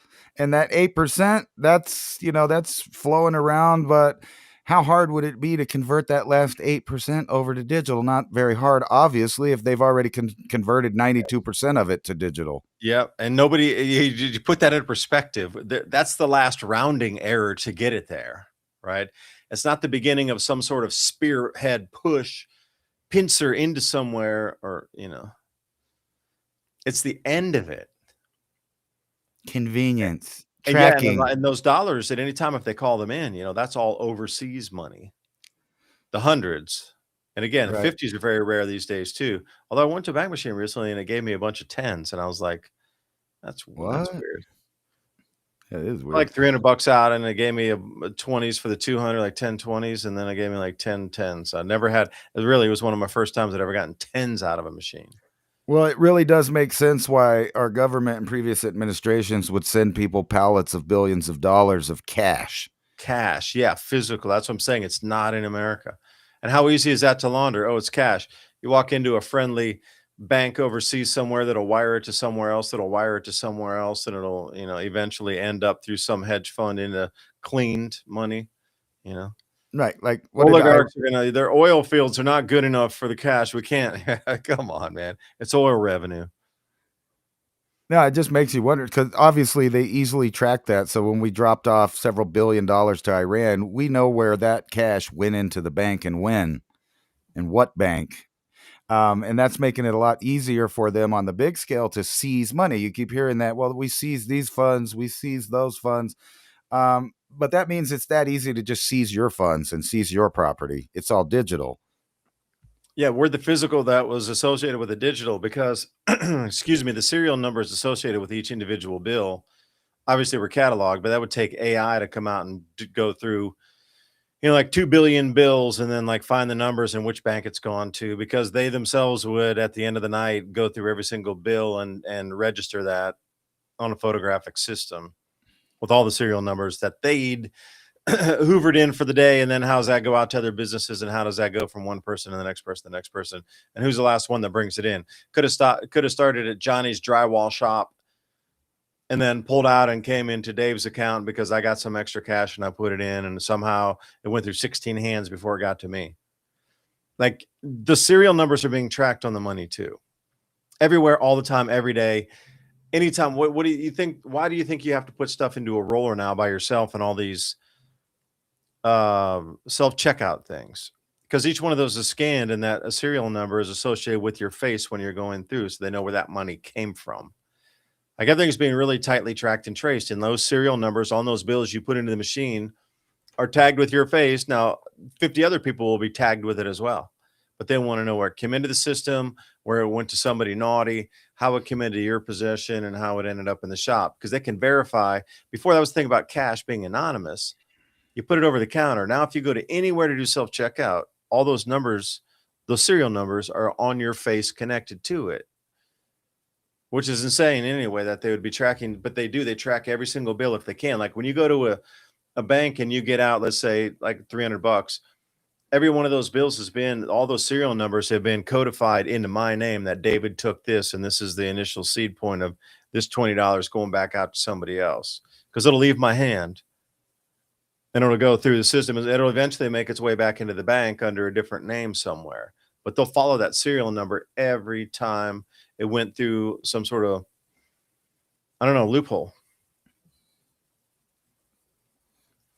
Yeah, that was making me think right here.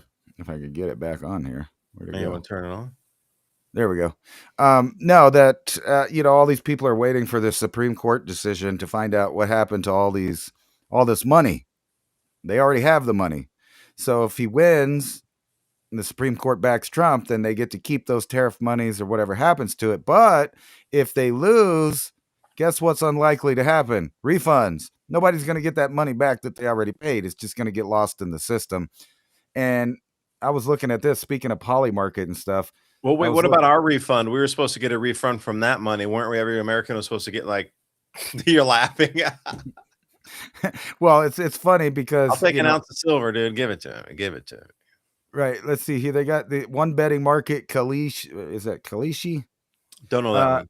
Recently put up the likelihood of Trump to win the tariff case by 35%, and that was up from a low of 22% just before the Supreme Court issues its opinions for the day without releasing one. And here's Poly Market right here, was putting Trump's chance for victory at 33%. There's the number 33 right there. Right. So people are even betting on this. All this stuff. I know it may not be related, but it all reminds me of 9/11 put options. We never tracked down those people. There were people betting against, you could say, the United States, and they were pretty confident that they were going to make money on that day with those airlines, with those buildings. And none of those people have ever been brought. Matter of fact, there's millions and millions that people were too scared to come claim. They didn't want to. They didn't even want to get the money that they got because they didn't know which way the political winds were going to blow afterwards. Yeah. And that And was then the I thing, saw those today, computers right? were destroyed too. There were no actual computers because back then, they were saving things on disk. There was no cloud or cloud server type of stuff back then, right? So everything was actually housed in quote unquote mainframes. The Yeah. most secure mainframes were all in those buildings. So when the mainframes collapsed in the rubble and were crushed into pulverized into smithereens, there was no way to reconstruct it like we had today because that was far, far back. It was all taken away in rubbish and trash and like cycled, dumped in the ocean, sent to China for recycling anyway. Nothing. But that's okay because they had copies of all those files at the Pentagon. Oh, oh, wait, never mind. No way, dude. I Yeah. forgot that So got blown up too. all the trading computers that housed all those different put options were destroyed after they were paid out, right, to anonymous accounts. At that time, Swiss accounts were still good. So monies had gone to Swiss numbered accounts. And then subsequently after that, the towers had come down because after the first one, the airline stocks just started falling like a rock. But those mainframes for the computer trading were in Tower 2 when it came down. Right. And Just like then, that. And then, what about all the metals and all the gold that had melted at the bottom and they pulled out of there too? that's just a conspiracy theory. Total There was write off. they didn't even make a movie called Die Hard that was about the same thing or nothing. Nah, are you kidding me? All those bearer bonds, dude. Those things burned up in the fire, but that dude's passport came out. What do you mean? Come on, You remember everything burned. the whole thing with the construction trucks where Destruction. they had the dump trucks pulling out all the gold in that movie while they were running off some other angle. That was, I'm not going to say they were just alike, but it was pretty similar. If you were paying attention a little bit. Now, I do want to say one thing. Looking at silver here, this is off AppMex and JM Bullion's pretty similar. Like you go to these online bullion sites to buy. Check this out. If you're going to use a credit card or PayPal, which a lot of people are, it's going to cost you what? Does that say $109 for a 1 ounce round of silver there? I think 103.24. Oh, 103. Yeah, that's That'll be, 103.24. That's the spot price. But when you go down, there's a premium on it. oh, Where if let's you see. see that first line there, if you buy between 1 and 20 ounces, it's Oh, yeah. $109.62. Yeah. So if I buy, let's say 5 ounces and I'm going to pay by credit card, it's going to cost me $109.62 versus $103.24. There's a little premium on it. Well, a bigger premium on it now because everybody wants it. Well, I So think if you do that right now, you'll probably make about $90 an ounce by this time next year. maybe more even. Who knows? This silver doesn't seem to be going away. A, it's money. B, it's industry. And C, it is new technology that we're not really aware of that's out around us that requires an enormous amount of this that burns itself as the technology works. And some 0 point energy fields and 0 point plasma mechanics, they actually consume silver in the process of that combustion, or that it's not the combustion is the wrong word. It's the synthesis that occurs to allow a craft to do something different than principles that we understand today. There's silver burned up in this process at the same time. Like it's actually burned as we burn fuel. So newer tech requires silver, and they keep telling you this, but you're like, okay, well they need to do a bunch of solar panels. They're going to do some windmills. It's not that. Silver's the fuel for a lot of this new tech that you consider anti-gravity technologies. Right. And new medicines also consumes the silver. Like when you put it in to create colloidal silver, that silver actually physically disappears. That's the Speaking same of thing when that, they're talking. They brainwashed everybody into thinking, oh, it's only going into the solar panels. Oh, it's going into the little microcircuitry in your mobile phone. It's not. It's because a lot of these processes actually consume the silver itself as the fuel for things that are being slowly unveiled into our world. So imagine you need to corner that as a new fuel supply for the new anti-gravity technologies. I mean, I would like to have a fuel station. Well, speaking of that, Mercury went up plus 27.81% in the last day. What is That would- mercury? Just Mercury, the metal that you would have to use along with silver for those type of things. Yeah, and it would spin into a vortex when you put an electrical current into. If you ever seen any videos, I mean, as soon as you put electricity into mercury, man, it starts spinning.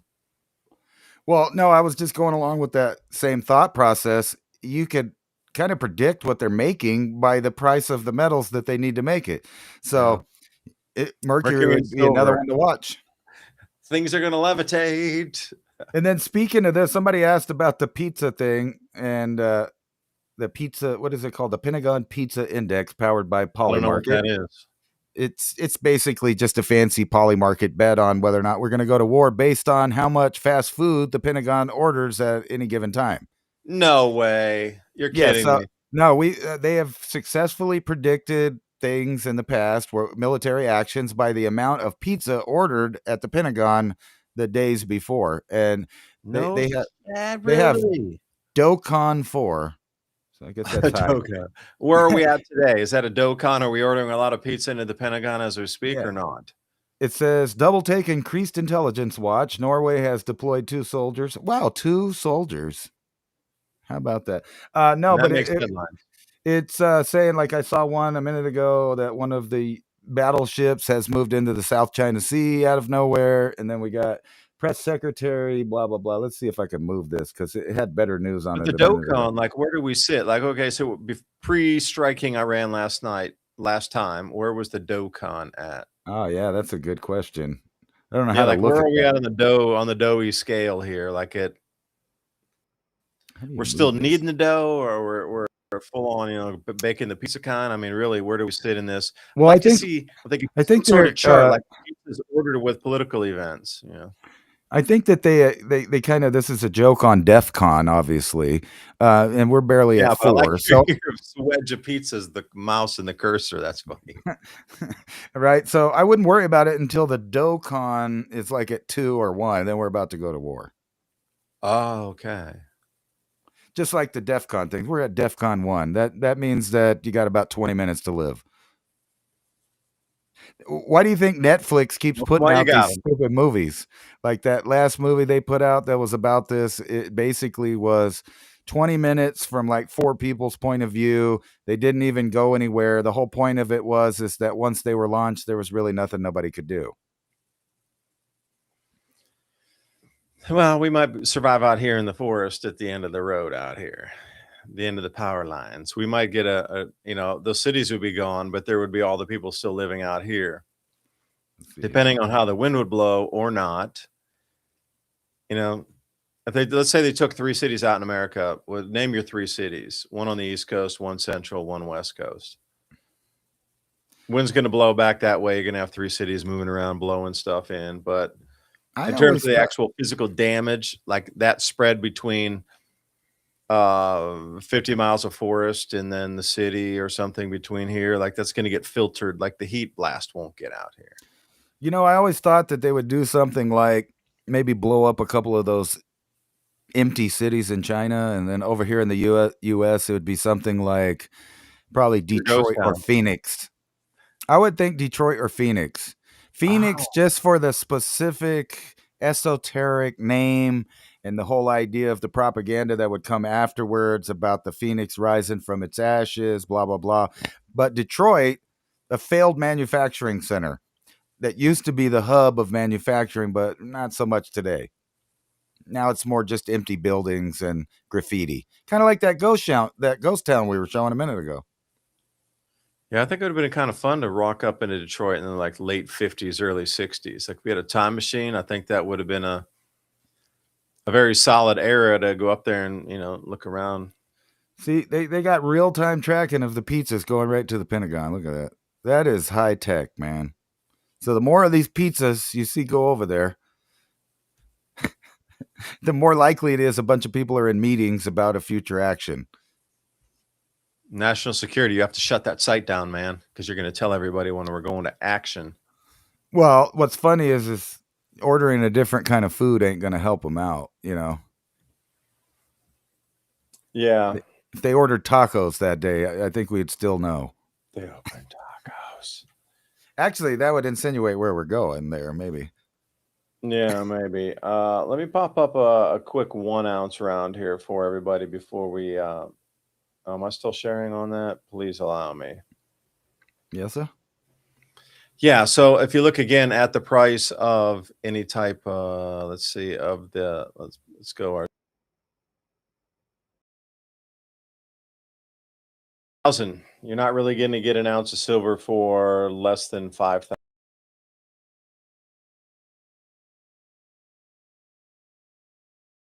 Price is 48.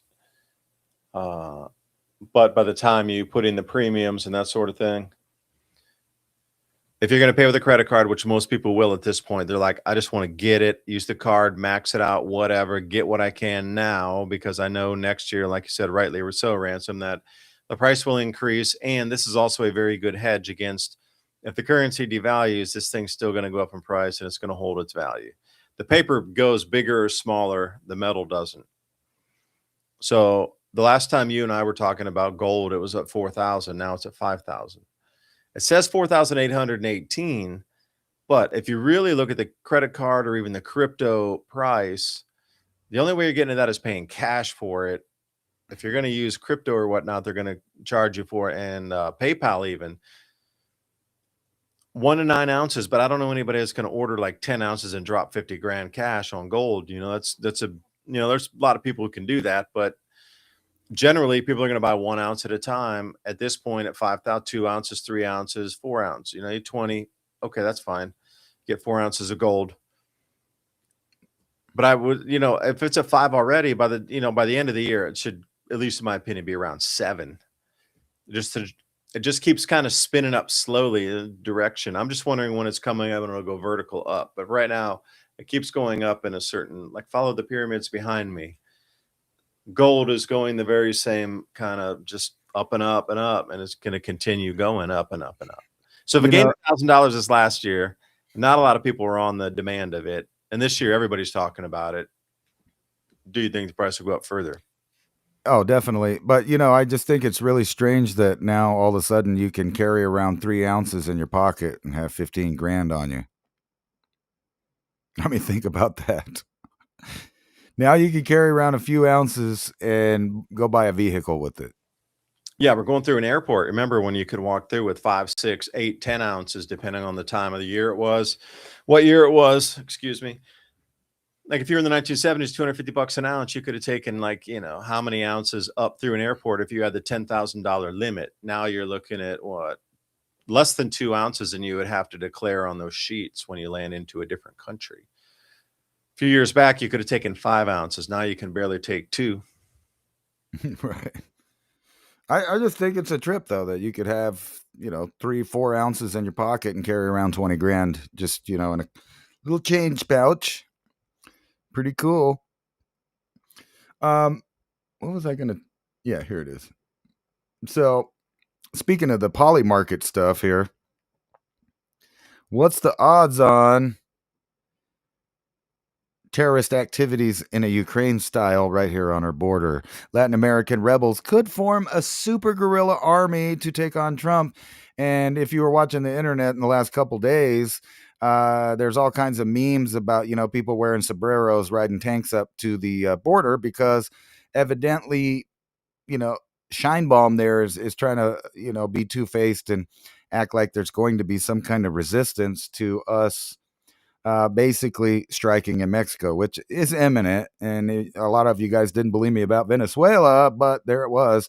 The U.S. is pressuring Mexico to allow U.S. forces to fight cartels. The United States is escalating pressure on the Mexican government to permit the U.S. military to target fentanyl labs, according to American officials. And then their response is, sending a bunch of really a joke. This is Colombia's Liberation Army. Now, the problem with Mexico is it's not a jungle in the areas that they would confront the United States. It is flat, arid, desert, maybe a little mountainous. Nothing like Afghanistan or other places, just a bunch of flat desert for the most part. We're going to see them for hundreds of miles away before they even got here, if there was. And it's a joke to even insinuate that they would form some kind of army. A guerrilla army would be the only kind of army that they would form. Not nothing, substantial. That's just not going to happen.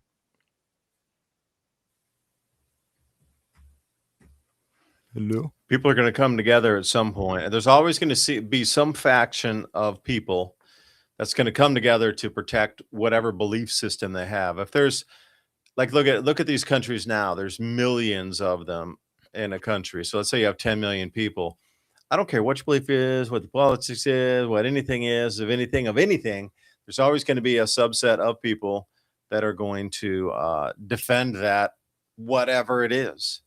So there's always going to be some sort of standing resistance to that, a percentage, an acceptable percentage for, the oligarchs or the overall scheme of things. When it trends too large in a direction and volume and mass of people that plan didn't count for, that's when it gets squashed and comes up there. Over here on buymeacoffee.com/civilization cycle, wanted to answer some questions if we had any tonight. Thank you from BB, bought us 3 double espressos. Well, thank you for doing that. Someone, always a fan, bought us 5 doubles espresso. Have a wonderful 2026. Thank you for the kind comments. Where are we going right now with people's belief systems of what they're going to try to defend and hold on to and fight for? Like the way I'm looking at it now in America, it's more about the dollar, the way of life that you had versus a standing army type of thing. I don't know. How is it going to go down here in America is the question. There's so many people believing so many things, but there's sort of a pendulum and a mass moving in one direction or the other. If you see a school of fish swim in the ocean, they go whoosh. We're seeing the same thing right now. Whoosh. You like the sound effect. I know you did. Where's it going to go to, and how many people are going to try to defend that thought or way of life before things really tip out of manageable control? And like you said, an Insurrection X, is that going to be at the beginning of it? Because once that's invoked, I don't know what happens after that. It's been quite some time since it has been, and the rules were different at that point. So where does it come to? And I'm definitely got to be some law and order put back into this country here. Like the whole protest, you can't let us break the laws anymore. We want to break the law more. Like, all right, dude. I'm not talking about the immigration thing. I'm just talking about cracking down on just regular criminality. And people are protesting, you got to let them be bank robbers. Damn it. How dare you stop them? They were just feeding their families. How you dare stop those bank robbers? They have a right to be a bank robber. They identify as a bank robber. I hate to say it, but there's going to be a lot more identifying as were. Were. That is their pronoun. What was weird about that thing is I know there's a national debate on the shooting that happened with them or whatever, but if you take it out of that context and the argument about immigration, any normal, logical person that's ever watched the news or any social media knows that if you push the gas in any semblance of a direction towards law enforcement, they're going to do the same thing. I don't care if it's a local cop or a federal cop or a park ranger or whatever it is. If you push the gas in a vehicle towards them, they're going to do that. Even if their policies say don't do that, they're still going to do it. They're human. They're reacting out of... Well, what would you do? The million movies that they've seen. Do this when that person tries to run you over. Because you always see those... I don't know, like videos where the sheriff will stop somebody or the policeman or highway patrol will stop somebody on the side of the road, and try and they'll try to get away and run them over at that time. Right. Like there's a lot of those videos Right. out there. Don't do it. You're gonna get shot, dude. I'm just saying. Like we know that we're white dudes, dude. Like, Well, that just seems like common sense to me that common sense. Yeah, forget any kind of nationalities or anything. DNA, forget it. Archaic DNA. We ain't talking that. Common sense. you know what? Get out there on the train tracks and put your hand up and tell that train conductor to stop for you that you're protesting. Stop. Guess what happens? They don't stop. There's a kitty cat on the tracks right here that's holding a global warming sign. Do not run that thing over. Stop. Are we still warming though? I don't think so. It's pretty chilly where I'm at. I don't think so. So that poly market bet might be something interesting to look at in global temperatures cooling. Anyway, thank you for joining us tonight. David Dubine, Ransom Godwin signing off every Thursday night, 10 p.m. to midnight.